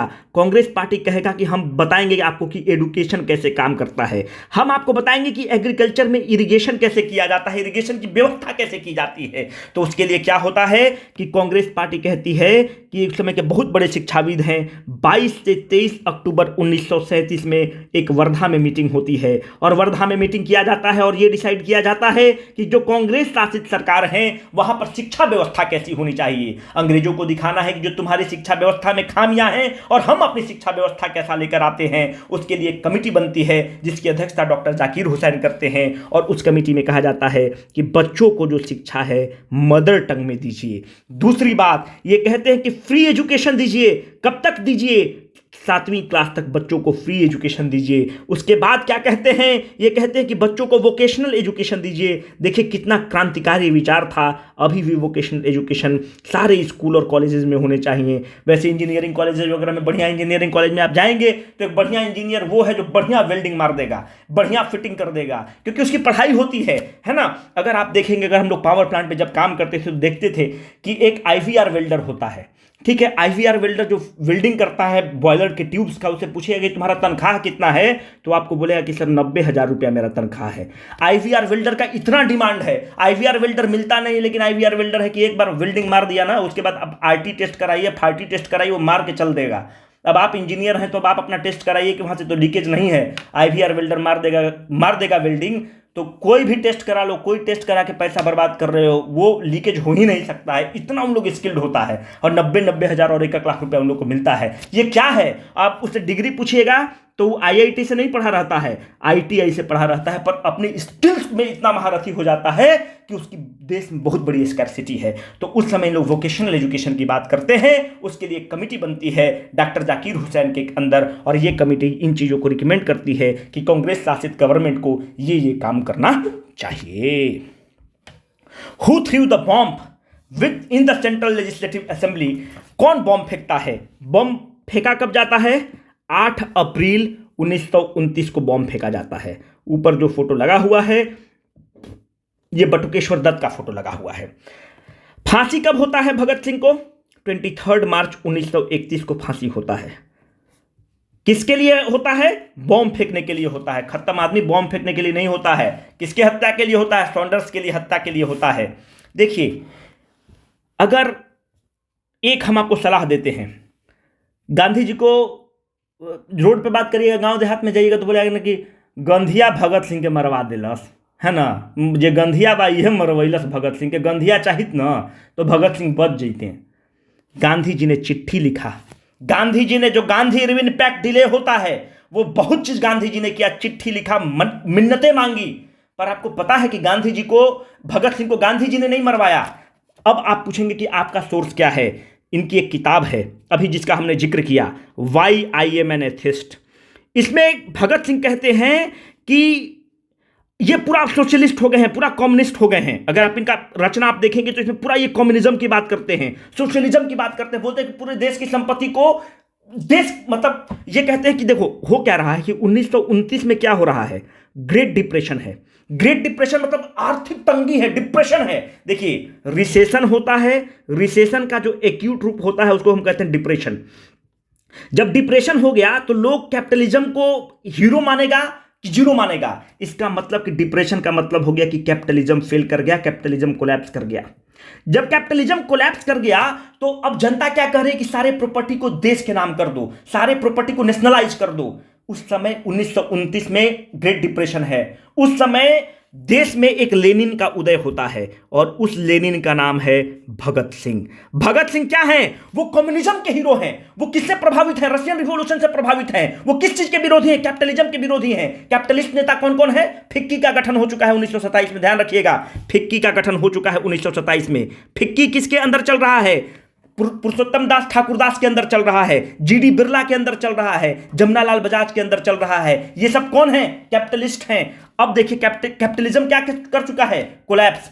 ये किस चीज की बात कर रहे हैं? जो भारत के लेनिन हैं, जो भगत सिंह हैं, ये कैपिटलिज्म का विरोध कर रहे हैं। जो कैपिटलिज्म का विरोध कर रहे हैं तो एक स्कूल ऑफ थॉट कहते हैं, और वाईआईएम एथिस्ट में भगत सिंह ये कहते हैं कि अगर हमको कुछ खतरा है तो कैपिटलिस्ट से खतरा है। कैपिटलिस्ट से क्यों खतरा है? क्योंकि अगर सारे प्रॉपर्टी को आप कहते हैं कि नेशनलाइज कर दीजिए तो कैपिटलिस्ट पैसा कहां से बनाएगा? तो कुछ लोगों का एक स्कूल ऑफ थॉट का ये कहना है कि गांधी जी ने भरपूर विरोध किया, गांधी जी ने भरपूर प्रयास किया, पर उद्योगपतियों ने इरविन के साथ समझौता करके 24 मार्च को इनका फांसी होना था मेरे भाई, और जल्दी जल्दी करके 23 मार्च को इनका फांसी करा दिया। और इस शेर का देखिए, जब 23 मार्च को फांसी होता है तो 23 मार्च को जब फांसी होता है तो इनका वजन पाया जाता है। हम और आप वजन घट जाएगा, वेट लॉस हो जाएगा, और इस शेर का 4 किलो वजन बढ़ चुका था। ऐसा ऐसा देश ने सपूत पैदा किया है। देखिए अभी कमेंट बॉक्स में 2-4 जो है एकदम एक्टिवेट हो जाएगा, बोलेगा कि गंधिया को तू हीरो बनाओ तड़ मर्दे, गंधिया भारत के विभाजन करा दिला। सुनो भैया, केतनो तू गांधी के विरोध कर ल, मेंस में तो गांधी जी के ट्रस्टशिप मॉडल पे जब क्वेश्चन आई तो गांधी जी के तो जयकारा करे पड़ी। तो अगर डिप्टी कलेक्टर बनना है तो गांधी जी का जयकारा कर लीजिए, इंटरव्यू में जाइएगा तो इस तरह का क्वेश्चन तो वो पूछेगा ही, तो जयकारा कर लीजिए। और ये सब जानते हैं मैक्सिमम वही जो 6 साल से तैयारी कर रहा है। अगर मुखर्जी नगर में आप चल जाइए, ओल्ड राजेंद्र नगर में हम 6 साल से तैयारी कर रहे हैं। भाई भगवान ना करे 6 साल से किसी को तैयारी करना पड़े, है ना।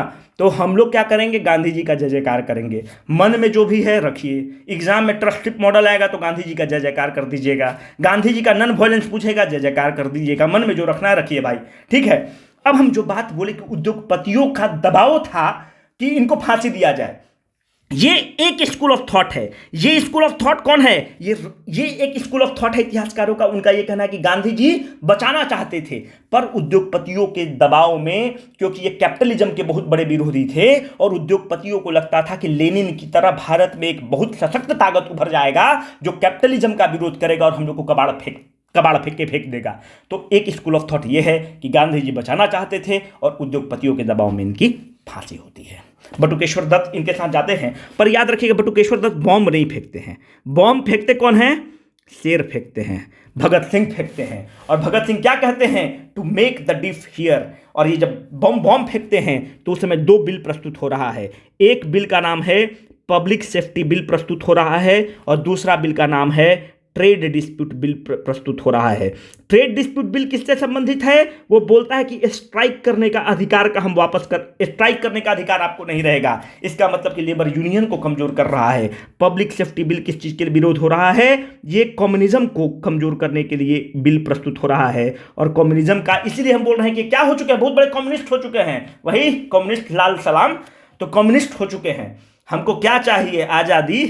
तो कम्युनिज्म के बहुत बड़े ध्वजारोहक हैं। कम्युनिस्ट के बिल प्रस्तुत हो रहा है, पब्लिक सेफ्टी बिल क्यों हो रहा है? To stop the communist movement in India. क्यों कम्युनिस्ट मूवमेंट इन इंडिया? क्योंकि कैपिटलिस्ट ही जो चला रहा था ब्रिटिश हुकूमत को। कैपिटलिस्ट क्या है? डेंजर में है।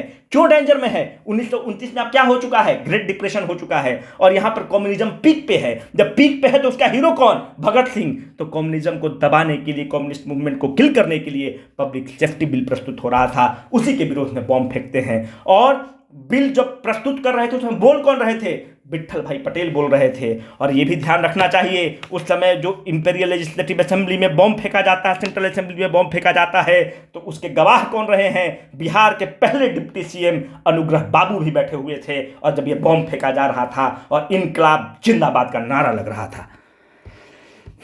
Who started the newspaper voice of India? एक और लिख लीजिए, रुस्तगुफ्तर।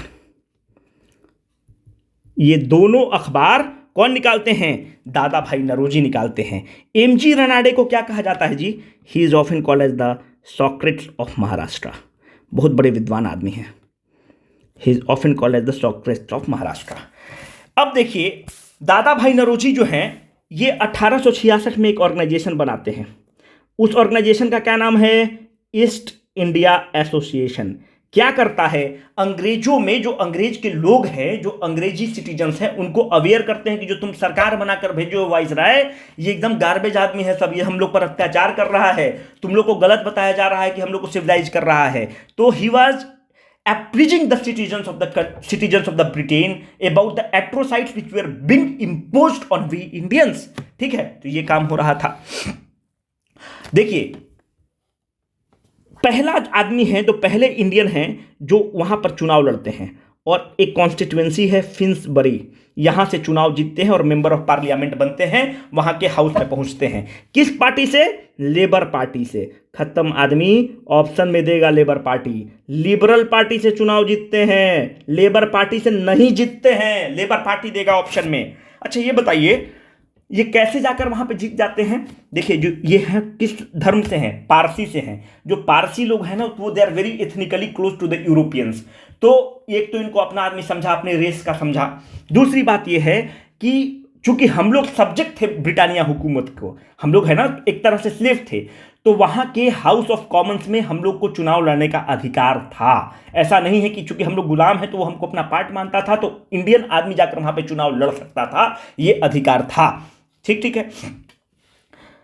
ही is often called as the father of nation. He was referred to as the father of nation.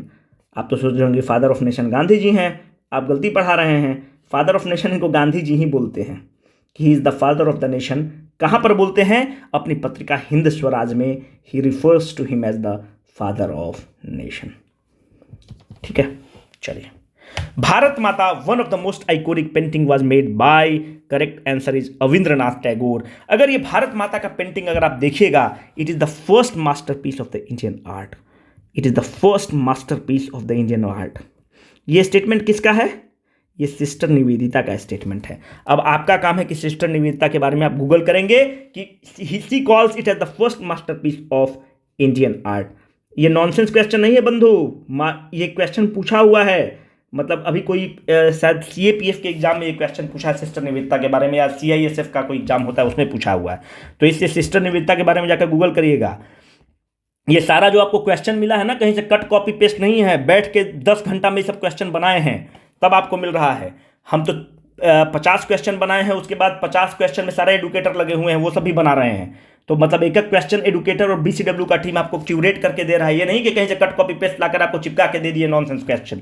ये जो भारत माता का तस्वीर है, आप देखिएगा कि एक हाथ में there is a sheaf of corn, एक हाथ में रुद्राक्ष है, एक हाथ में कपड़ा है, पीछे हेलो है और एक हाथ में किताब है। जो सीव ऑफ कॉर्न है ये किसके लिए है? It represents to protect from the hunger. हम लोग को भूख से करने के लिए, प्रोटेक्ट करने के लिए सिंबलाइज करता है। रुद्राक्ष किस चीज को सिंबलाइज करता है? स्पिरिचुअलिटी को सिंबलाइज करता है। कपड़ा किस चीज को सिंबलाइज करता है? तन ढकने के लिए सिंबलाइज करता है। और ये जो किताब है किस चीज को सिंबलाइज करता है? ये एजुकेशन को सिंबलाइज करता है। गजब का सुंदर पेंटिंग है अविंद्रनाथ टैगोर की। कहां पे होता है 1639 में मेरे बंधु? Correct answer is Madras. ये सब सिंपल क्वेश्चन है। मद्रास को क्या कहा जाता है? सेंट जॉर्ज कहा जाता है। It is often called as the port saint George. Which battle led to the formal foundation? ये सब बहुत सिंपल क्वेश्चन है। ये सब अगर आप गलत कर रहे हैं तो आपने या तो वीडियो नहीं देखा है, नहीं तो अब वक्त आ चुका है सल्फास का। देखिए कब होता है? 22 अक्टूबर 1764 को एक युद्ध होता है। अंग्रेजी हुकूमत का कौन लीड कर रहा है? हेक्टर मुनरो लीड कर रहा है अंग्रेजी हुकूमत की सेना को। ये मुगल साम्राज्य के जो हीरो हैं शाह आलम द्वितीय, मीर कासिम और शुजाउद्दौला, ये तीनों के आर्मी कंबाइंड आर्मी को, समाज ध्यान से देखिएगा, मुगल का कौन हीरो? शाह आलम द्वितीय, मीर कासिम और शुजाउद्दौला अवध के राजा, ये तीनों के कंबाइंड आर्मी को हेक्टर मुनरो का सेना हरा देगा। जब हेक्टर मुनरो का सेना हरा देगा तो इसी तरह से क्या होता है कि जब तीनों को हरा दिया तो इसका मतलब तो खत्म ही हो गया ना जी। इसका मतलब पूरा भारत को आपने हरा दिया। जब पूरा भारत को हरा दिया तो इसके बाद से पूरा कंट्रोल ब्रिटानिया हुकूमत ले लेता है। इसीलिए कहा जाता है कि this battle paved the formal foundation of the British Raj in India। Azad Hind bank कहां पे हुआ? अभी आपको बताया, Burma, Rangoon. Books like unhappy India कौन करता है? करेक्ट आंसर इज लाला लाजपत राय। लाला लाजपत राय जो है ना, कांग्रेस में एक सेफ्टी वॉल्व थ्योरी होता है, ठीक है, ये सेफ्टी वॉल्व थ्योरी पर बिलीव करते थे। सेफ्टी वॉल्व थ्योरी क्या है? सेफ्टी वॉल्व थ्योरी कहता है कि ये कांग्रेस का जो फॉर्मेशन है वो अंग्रेजी हुकूमत ही बनाता है। कांग्रेस का फॉर्मेशन अंग्रेज करता है, लॉर्ड कर्जन वगैरह मिलकर करते हैं। किस लिए करते हैं? इनको एक टूल के रूप में इस्तेमाल करते हैं कि अगर कुछ डिसकंटेंट है लोगों में तो उस डिसकंटेंट को हम लोग को पता चल जाए और हम लोग उसका समाधान कर सके। ये कहना है लाला लाजपत राय, इनका मानना है सेफ्टी वॉल्व थ्योरी के रूप में। फिर बाद में कॉन्स्पिरेसी थ्योरी वगैरह चलता है, वो सब आपको वीडियो में बताया जा चुका है। यूनियनिस्ट पार्टी कहाँ है? अभी ऊपर आपको बताए थे, पंजाब में। भूदान मूवमेंट कौन है संबंधित है? विनोबा भावे हैं भूदान ग्रामीण मूवमेंट में। भूदान मूवमेंट किससे संबंधित है? जो विनोबा भावे हैं ये पहले इंडिविजुअल सत्याग्रही हैं, जो इंडिविजुअल सत्याग्रही हैं, फर्स्ट इंडिविजुअल सत्याग्रही हैं। 2 नंबर पे कौन है? नेहरू हैं। 3 नंबर पे कौन है? अभी आपको जो एग्जाम में क्वेश्चन आया था, ब्रह्मदत्त, 3 नंबर पे वो हैं। बिहार में 1 नंबर पे इंडिविजुअल सत्याग्रही कौन है? श्री कृष्ण बाबू हैं। 2 नंबर पे इंडिविजुअल सत्याग्रही कौन है? अनुग्रह बाबू हैं। चलिए, treaty of Devgaon is associated with, correct answer is Anglo Maratha war. कब होता है ट्रीटी ऑफ देवगन? 1803 में होता है। किसके साथ होता है? भोसले के साथ होता है, सेकेंड मराठा वार में। और इसके बाद से आप देखिएगा कि कटक वगैरह पे अधिकार अंग्रेजों को मिल जाता है, कटक पर, बालासोर पर, मतलब उड़ीसा में जो अधिकार मिलता है, जो ट्रीटी ऑफ देवगन के बाद 1803 में होता है, सेकेंड एंग्लो मराठा वार को जब कंक्लूड किया जाता है, जो ट्रीटी साइन होता है, एक तरह से मराठा हारते हैं तो ट्रीटी ऑफ देवगन में उड़ीसा को अंग्रेजों को दे दिया जाता है। इससे ज़्यादा इंपॉर्टेंट है भी नहीं। Chittaranjan Das was mostly active during which freedom struggle? The correct answer is non cooperation movement my dear friend. कैसे? अगर आप देखिएगा तो इनका देहांत कब हो जाता है? 1925 में तो इनका देहांत ही हो जाता है चित्तरंजन दास का। सी आर दास बहुत महत्वपूर्ण है। इनकी 2-3 किताबें हैं, उस चीज़ को याद रखिएगा। एक किताब है इंडिया फॉर इंडियंस, दूसरी इनकी किताब है फ्रीडम थ्रू डिसओबीडियंस। बहुत बड़े वकील हैं, मतलब मत कहिए, फ्रीडम थ्रू,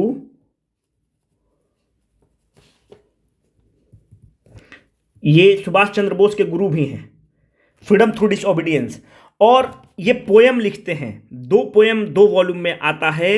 एक पोयम का नाम है मलंचा और दूसरा का कलेक्शन का नाम है माला। ये बहुत लिटरेरी पर्सन है, इस समय के हरीश साल्वे हैं, इस समय के, मतलब आप मान लीजिए कि बहुत बड़ा वकील, मतलब इतना बड़ा वकील कि जो केस ले लेते थे जिता देते थे।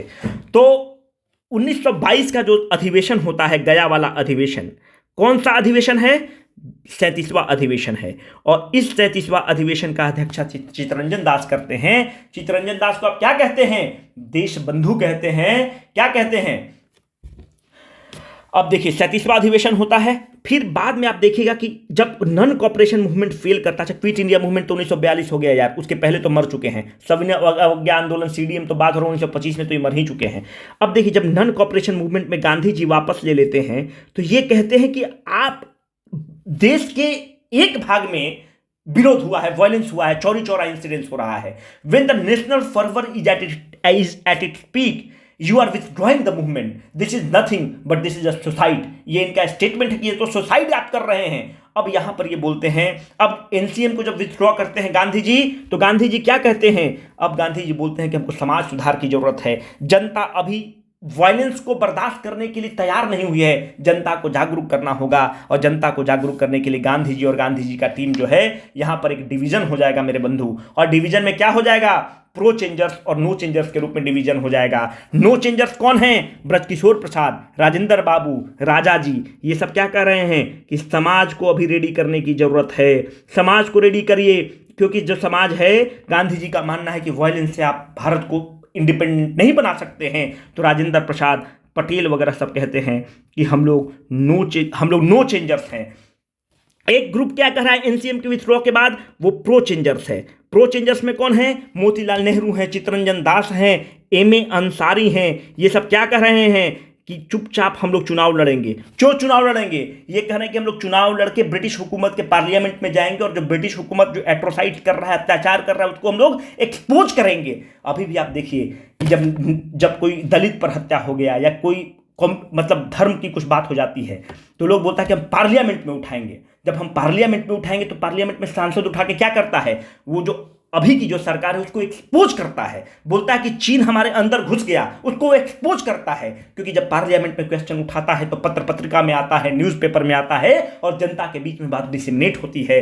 तो जो प्रो चेंजर्स है कहता है कि छोड़िए आप समाज सुधार की बात बाद में करिएगा, पहले हमको अंग्रेजों को एक्सपोज करने दीजिए। एम ए अंसारी, दूसरा चित्तरंजन दास, कस्तूरी रंगन अयंगर, ये सब लोग हैं, ये कह रहे हैं कि हम लोग प्रो चेंजर्स हैं, हमें चुनाव लड़ना चाहिए। गांधी जी कह रहे हैं कि नहीं, हमें समाज में जनता को जागरूक करना चाहिए, अवेयर करना चाहिए। तो एक ग्रुप ऑफ थॉट ये है जो नो चेंजर्स है, एक group of thought pro changers है, और ये pro changer Congress Swaraj party बना देता है। आपको बताते चले कि Congress Swaraj party was not a new party, थी जब party with in the Congress party. ये कांग्रेस है, इस कांग्रेस का एक धड़ा जो है उसको हम कांग्रेस स्वराज पार्टी कह रहे हैं। कांग्रेस स्वराज पार्टी एक धड़ा है with in the Indian National Congress, and this Congress Swaraj party will contest election.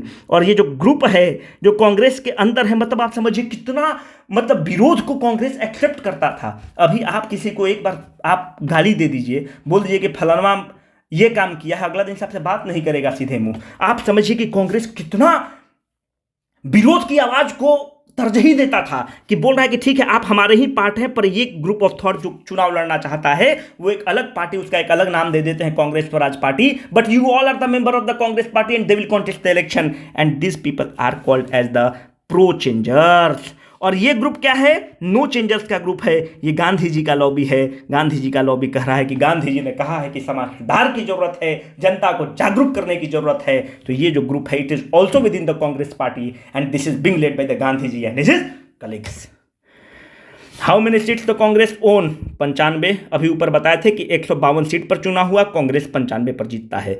Who state swaraj must be for the masses, Chittaranjan Das ji का स्टेटमेंट है, बहुत फेमस स्टेटमेंट है, खूब पूछता है, तैयार रहिएगा।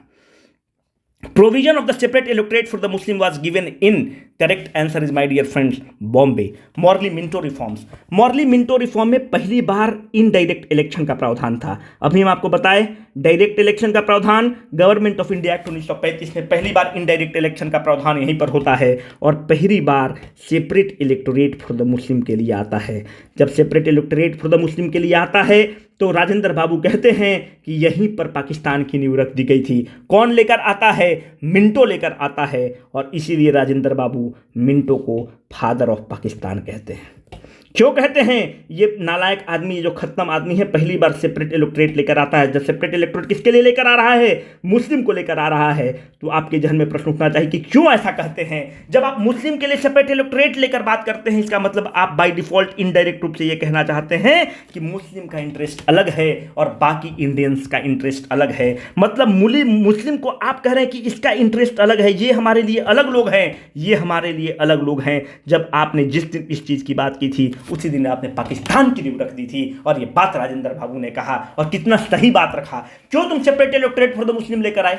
क्यों लेकर आए? और फिर बाद में देखिएगा कि जब लखनऊ सेशन 1916 होता है तो इस सेपरेट इलेक्टोरेट को कांग्रेस भी स्वीकृति दे देता है, क्योंकि वहां पे जो लोग थे कुछ थोड़ा सा पैरोकियल लोग आ गए थे, जिसके चलते इनको तवज्जो मिलता है।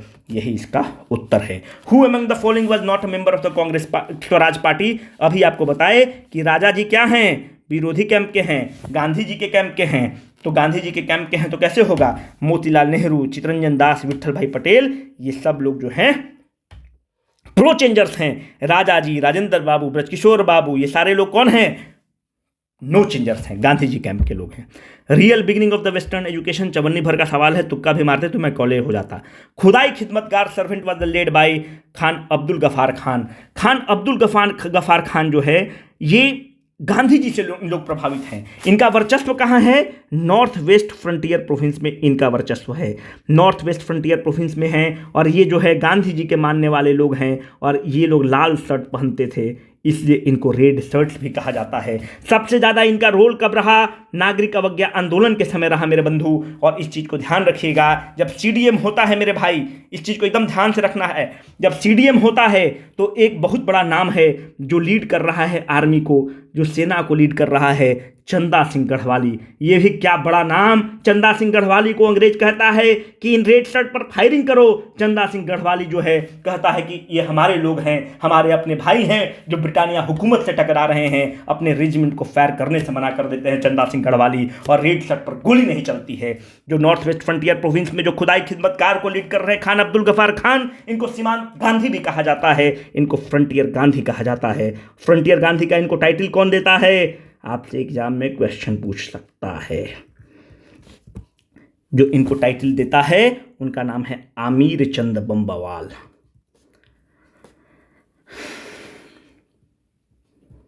और यही हम लोग को कहते हैं कि जब भारत का डिवीजन होता है तो कहते हैं you have thrown us to the wolf. जब ये पाकिस्तान में चले जाते हैं, अफगानिस्तान के रहने वाले हैं, पाश्तून मुसलमान, एकदम 7 फुट लंबा, खूबसूरत शरीर, लंबा, तो यही कहते हैं you have thrown us to the wolf. हमको तुम लोग लोमड़ी के सामने फेंक दिए हो। और अब इसके बारे में पूरा बात बढ़ जाएगा, पूरा इनका स्टोरी, इनका किताब पढ़िएगा, इतना खूबसूरत किताब है कि मतलब रोंगटा खड़ा हो जाएगा, इतना बढ़िया किताब है।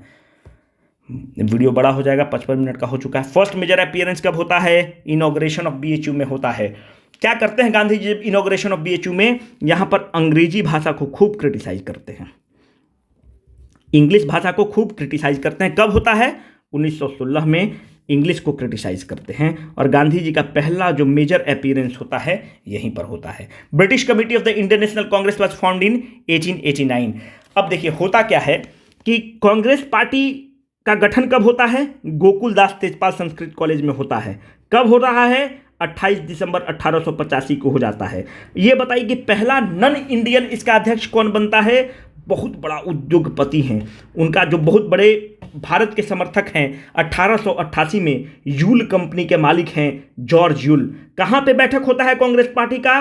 इलाहाबाद में बैठक होता है। और he is the first non Indian to lead the Indian National Congress. फिर 1889 में विलियम विडरबर्न अध्यक्ष बनते हैं। और विलियम विडरबर्न जब अध्यक्ष बनते हैं तो ये कहते हैं कि हमको अंग्रेजों को बताने की जरूरत है, अंग्रेजी सिटीजन्स को बताने की जरूरत है कि कितना अत्याचार ढा रहा है वहां का वाइसराय, कितना अत्याचार वहां के लोगों पर कर रहा है।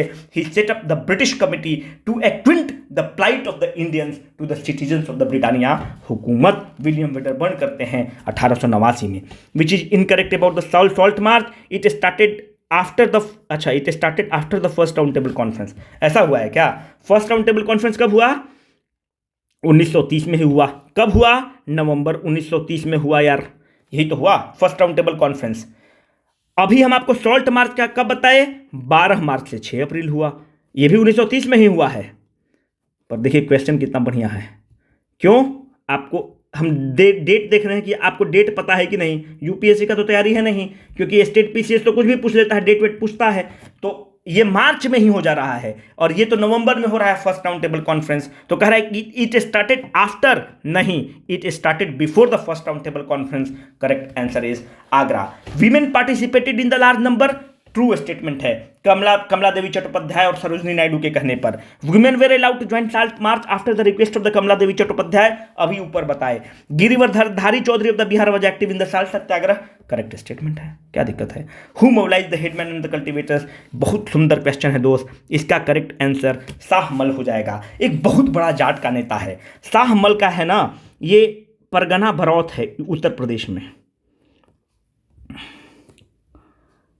परगना बरौत कहाँ है? उत्तर प्रदेश में। ये क्या है कि ये जाट कल्टीवेटर्स हैं, तो इनका जो रिश्तेदारी जो है बहुत बड़े लैंडलॉर्ड हैं। 84 गांव में इनका रिश्तेदारी है।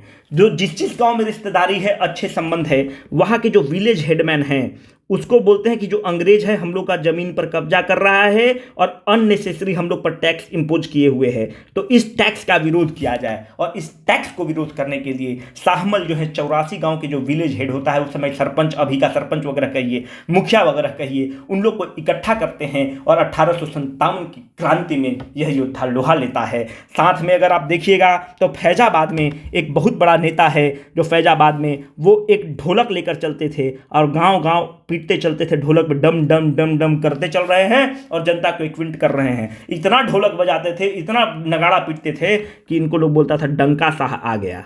डंका साह जो है फैजाबाद वाला एरिया में मौलवी अहमदुल्ला शाह हैं, जो हैदराबाद से शिक्षित हैं, बहुत प्रतिष्ठित आदमी हैं। गांव गांव जाकर अंग्रेजों के बारे में, अंग्रेजों के अत्याचार के बारे में बता रहे हैं और बता रहे हैं कि अंग्रेजी हुकूमत को कबाड़ कर फेंकना कितना जरूरी है और कितना इनका जो टैक्स लॉ है कितना रिग्रेसिव है, कितना रिप्रेसिव है, कितना घटिया है, और इसके लिए जनता को अवेयर करते हैं। और 1857 की क्रांति में अंग्रेजों के खिलाफ अगर फैजाबाद से कोई मोर्चा संभालता है तो वह है मौलवी अहमदुल्ला शाह।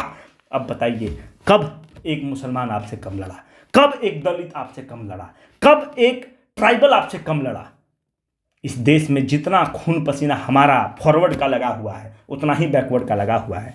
हम अगर राजपूत हैं तो जितना राजपूत लड़ा, उतना ही यादव लड़ा, उतना ही बैकवर्ड लड़ा, उतना ही दलित लड़ा, उतना ही ट्राइबल लड़ा, उतना ही मुसलमान लड़ा, उतना ही क्रिश्चियन लड़ा। तो इस देश के रिसोर्सेज पर जितना हक मेरा है उतना ही दलित का है, उतना ही एक मुसलमान का है। जिस दिन दलित को, ट्राइबल को, मुसलमान को आप सेकंड ग्रेड ऑफ नागरिक के रूप में ट्रीट करते हैं, वो मोर्चा संभालेगा और हर जगह मोर्चा संभालेगा। क्योंकि जितना आपके बाप दादा ने स्वतंत्रता को हासिल करने के लिए संघर्ष किया, इनके बाप दादाओं ने तनिक भी कम नहीं संघर्ष किया है। Which was not the feature of the subsidiary alliance, ये चमन्नी भर का क्वेश्चन है यार। ये सब मतलब देखिए, अगर ये सब गलती करिएगा तो हमको दुख होगा। करेक्ट आंसर इसका ई है। कौन करता है? लॉर्ड वेलेस्ली लेके आता है। ये सब एनसीईआरटी आपको पढ़ना पड़ेगा, वीडियो में सारा बताया गया है। 1798 में होता है। सत्यशोधक समाजवाद सेटअप बाई ज्योतिबा फुले। सत्यशोधक समाज जो है, इसका मतलब क्या होता है? Seekers of the truth, seekers of the truth. किस समुदाय के हैं? माली समुदाय के हैं। अब बताइए, माली, ये थॉमस पेन की किताब राइट टू द मैन, उससे बहुत प्रभावित है। इनकी और रचना है दोस्त, गुलामगिरी, मतलब गुलामी जो आप करा रहे हैं जो गरीबों पर, उस पर ये करते हैं गुलामगिरी। एक किताब लिखते हैं, एक किताब लिखते हैं सार्वजनिक सत्य धर्म पुस्तक। ये सब इन्हीं का है, सार्वजनिक, ये सब बहुत इंपॉर्टेंट है। Satya Dharma Pustak. Who advised Gandhi ji? Correct answer is Gopal Krishna Gokhale. इनके जो मेंटोर हैं गोपाल कृष्ण गोखले 1905 में एक संस्था बनाते हैं, उसका क्या नाम है? Servants of the Indian society. Servants of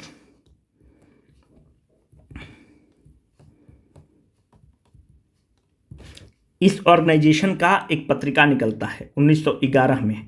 उस पत्रिका का नाम है, न्यूज़पेपर है हिता बदा। खूब पूछता है, ये सब तैयार रहिए, हम थोड़ा सा स्पीड अप कर रहे हैं ना। स्पीड अप नहीं करेंगे तो थोड़ा सा मुश्किल हो जाएगा। जिम्मरमैन प्लान कौन होता है? Correct answer is Bombay. Zimmerman plan के तहत क्या होता है कि जतिन बाघा एक पार्टी बनाते हैं जिसका नाम है जुगांतर पार्टी। जुगांतर पार्टी क्या कहता है कि हम लोग अंग्रेजी हुकूमत को कबाड़ के फेंकते हैं, तो उसके लिए हमको आर्म्स एंड एमुनेशंस की जरूरत पड़ेगी। तो आर्म्स एंड एमुनेशन कहां से लाएंगे? जर्मनी से लेके आएंगे। इसी को कहा जाता है जर्मन प्लॉट। देखो भाई, जाकर एक्सप्लेनेशन आपके पोर्टल पे दिया हुआ है, एक्सप्लेनेशन को जरूर पढ़िएगा। एग्जाम देना जितना इंपॉर्टेंट है, 1 घंटा का एग्जाम है, उससे जरूरी है कि डिस्कशन वीडियो देखिए। और एक्सप्लेनेशन में इतना डिटेल्ड एक्सप्लेनेशन दिया हुआ है कि एक्सप्लेनेशन को मत छोड़िएगा, बहुत इंपॉर्टेंट है एक्सप्लेनेशन, बहुत डिटेल में और प्रिसाइज दिया हुआ है। तो जर्मन प्लॉट होता है और उस जर्मन प्लॉट के तहत जिमरमैन प्लान बनता है कि हम आर्म्स एंड एमुनेशन को लेके आएंगे और अंग्रेजी हुकूमत को कबाड़ के फेंकेंगे। ठीक है, इसमें जतिन बाघा वगैरह इंपॉर्टेंट हैं, तो एक्सप्लेनेशन बाकी देखिए, है ना। ये कौन स्टेटमेंट है? स्वामी विवेकानंद जी का स्टेटमेंट है। स्वामी विवेकानंद जी इसमें क्या कहते हैं कि हम लोग को तभी हम लोग आगे बढ़ पाएंगे when we will have the body of Islam and the brain of Vedantic philosophy. मतलब वो दो धर्म को मतलब दो धर्म का रिस्पेक्ट करते हैं। We will have the body of the Islam and Vedantic brains, तभी हो पाएगा, और संभव नहीं है। ये विवेकानंद जी का स्टेटमेंट है। Which among the following were the features of the Montford reforms? Correct answer is 38 में कैलकाटा हो जाएगा मेरे बंधु। सिंपल सा क्वेश्चन है यार। इनको वाइसरॉय एग्जीक्यूटिव काउंसिल में सत्येंद्र प्रसाद सिन्हा को 1909 का जो रिफॉर्म्स होता है तो उसी के तहत बनता है वाइसरॉय एग्जीक्यूटिव काउंसिल। एक्सप्लेनेशन देखिए, बहुत सिंपल क्वेश्चन है। Who among the following is associated with the Mahad satyagraha? Correct answer is Delhi. B R Ambedkar 1927 में महत सत्याग्रह करते हैं। क्या करते हैं कि जो लोग हैं, जो 2500 अनटचेबल लोग को लेकर एक टैंक रहता है महद में, और टैंक में लोग को पानी को इस्तेमाल नहीं करने देता है, दलित लोग को। तो वो लोग को लेकर आते हैं और बोलते हैं कि अब हम इस पानी से नहाएंगे, इस पानी को इस्तेमाल करेंगे, तुम दलितों को इस पानी को यूज करने से रोकते हो। तो उसको तोड़ते हैं। महत सत्याग्रह इन्हीं से संबंधित है, भीमराव अंबेडकर से संबंधित है। जब भी Bhimrao Ambedkar round table conference में जाते थे तो ये दलितों को रिप्रेजेंट करते थे, दलित की आवाज के रूप में आगे बढ़ते थे। तो Mahad satyagraha it was just to untouchables का मूवमेंट है, और इसको कहा जाता है कि it is the foundation stone in the Dalit movement. ठीक है, आप जो है दलितों को आप बोल रहे हैं कि आप पानी नहीं पियोगे, उस पानी से तुम नहाओगे नहीं। अंबेडकर जी पहुंचते हैं और बोलते हैं कि कौन रोकते हैं हमको दिखाए कि कौन हमको नहीं पानी पीने देगा और पानी से नहाने नहीं देगा। यही है महत सत्याग्रह। 40 में वीडियो में आपको खूब बताया हुआ है, इजी क्वेश्चन है, जाकर देखिए। Who brought the journal Indian socialist in the London? Correct answer is C. ये सब हम बहुत नहीं बताएंगे, वीडियो लंबा हो जाता है। Who among the following newspaper were associated with the Annie Besant? Correct answer is E. क्या है? न्यू इंडिया और कॉमनवेल्थ, दोनों एनी बेसेंट का अखबार है। सब वीडियो में बताए हुए हैं, और पहले हम वीडियो में और भी आपको अगर जाकर देखिएगा तो प्लेलिस्ट में एक वीडियो है, उसमें ये सब बताए हुए हैं, इसीलिए दोबारा रिपीट नहीं कर रहे हैं। A great scholar and reformer, आप इसका करेक्ट आंसर है ईश्वर चंद्र विद्यासागर। देखिए, ईश्वर चंद्र विद्यासागर के ही कहने पर डलहौजी जो है विडो रीमैरिज एक्ट पास करता है। विडो की आवाज खूब लड़ते हैं, और विडो रीमैरिज एक्ट 1856 पास करता है, डलहौजी पास करता है इनके कहने पर। ईश्वर चंद्र विद्यासागर की रचना बहुत इंपॉर्टेंट है। एक तो बहुविवाह लिखते हैं। बहुविवाह मतलब डबल विडो का रीमैरिज करने की बात करते हैं, तो बहु मतलब अनेक और विवाह मतलब शादी। एक इनकी किताब बहुत फेमस होती है, उसका नाम है वर्ण परिचय। वर्ण परिचय क्या है? वर्ण परिचय मतलब knowing of the consonants and the vowel.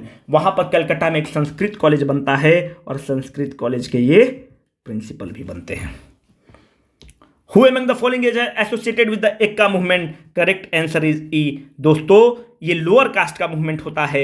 मदारी पासी, पासी एक जात है, और एक ख्वाजा अहमद हैं, दोनों मिलके इस मूवमेंट को लीड करते हैं। एक्का मूवमेंट में कहाँ पर होता है? उत्तर प्रदेश में होता है। कौन सा बेल्ट में होता है? हरदोई में होता है। सीतापुर वाला बेल्ट में एक्का मूवमेंट चलता है। अब बताइए कि बाबा रामचंद्र दास क्या करते हैं? बाबा रामचंद्र दास, ये सारा मूवमेंट कब हो रहा है? नन कॉपरेशन मूवमेंट के समय हो रहा है। बिजौलिया मूवमेंट मेवाड़ में हो रहा है, मोतीलाल तेजावत वगैरह लीड कर रहे हैं, और बाबा रामचंद्र दास जो है एक मूवमेंट लीड कर रहे हैं जिसका नाम है अवध किसान सभा। मतलब क्या कर रहे हैं किसानों को जिंदा कर रहे हैं, किसानों के अंदर अंग्रेजी हुकूमत के खिलाफ बिगुल फूंक रहे हैं। तो ये बहुत इंपॉर्टेंट है, करेक्ट आंसर ई हो जाएगा। Under which conspiracy, correct answer is E my dear friend, Meerut conspiracy and Kanpur conspiracy बताया हुआ है। एनसीईआरटी को पलट लीजिएगा। अकॉर्डिंग टू, बहुत बेहतरीन क्वेश्चन है, देखिए ये क्वेश्चन ये सब आपको एकदम एग्जाम में मिल जाएगा। Correct answer is AJP Taylor. ये कहते हैं कि Jallianwala Bagh massacre was the decisive movement when the Indians were alienated from the British rule. जो जालियांवाला बाग मैसेकर किसके लिए होता है? सैफुद्दीन किचलू के कारण होता है। और किसके कारण होता है? कमेंट बॉक्स में जरूर बताइएगा। सैफुद्दीन किचलू और साथ में कौन होते हैं आपको बताना है। On the bank of which river, अगर जो इसको गलत किया है सल्फास खा लीजिए, कोई दिक्कत नहीं होना चाहिए, क्योंकि इसको हम अगर 50 बार बता रहे हैं उसके बावजूद अगर आप गलती कर रहे हैं तो हम क्या कह सकते हैं? नेहरू जी झंडा फहराते हैं। Which among the following event took place first, चुपचाप आप डेट याद कर लीजिए। पहला राउंड टेबल कॉन्फ्रेंस कब हो रहा है? 1930। कराची सेशन 31। कब इनको एग्जीक्यूट हो रहा है? 23 मार्च 1931। गांधी इरविन पैक्ट कब हुआ? अब बताइए करेक्ट आंसर क्या होगा? आगरा। अ प्रोलिफिक लॉयर, देश बंधु, कॉल्ड एज द देश बंधु, बस यही कीवर्ड है। चितरंजन दास। हु एमंग द फॉलोइंग, यहां पे कीवर्ड है ना। अच्छा, अभी तो आपको हम बताएं कहीं, collection of the poems 2 volume is the Malancha and Mala, खत्म। Who among the following was appointed? B R Ambedkar. Correct answer है to work with the Simon commission, किसके लिए? To represent the Dalits, Dalit की आवाज उठाने के लिए। ठीक है, राउंड टेबल कॉन्फ्रेंस वगैरह में भी जाते थे तो दलितों की आवाज उठाते थे। हमको लगता है कि आपको कुछ वैल्यू एडिशन हुआ होगा, नहीं हुआ होगा तो कमेंट बॉक्स में बताइएगा, अगली बार से सुधार कर लेंगे। Signing off, Rohit.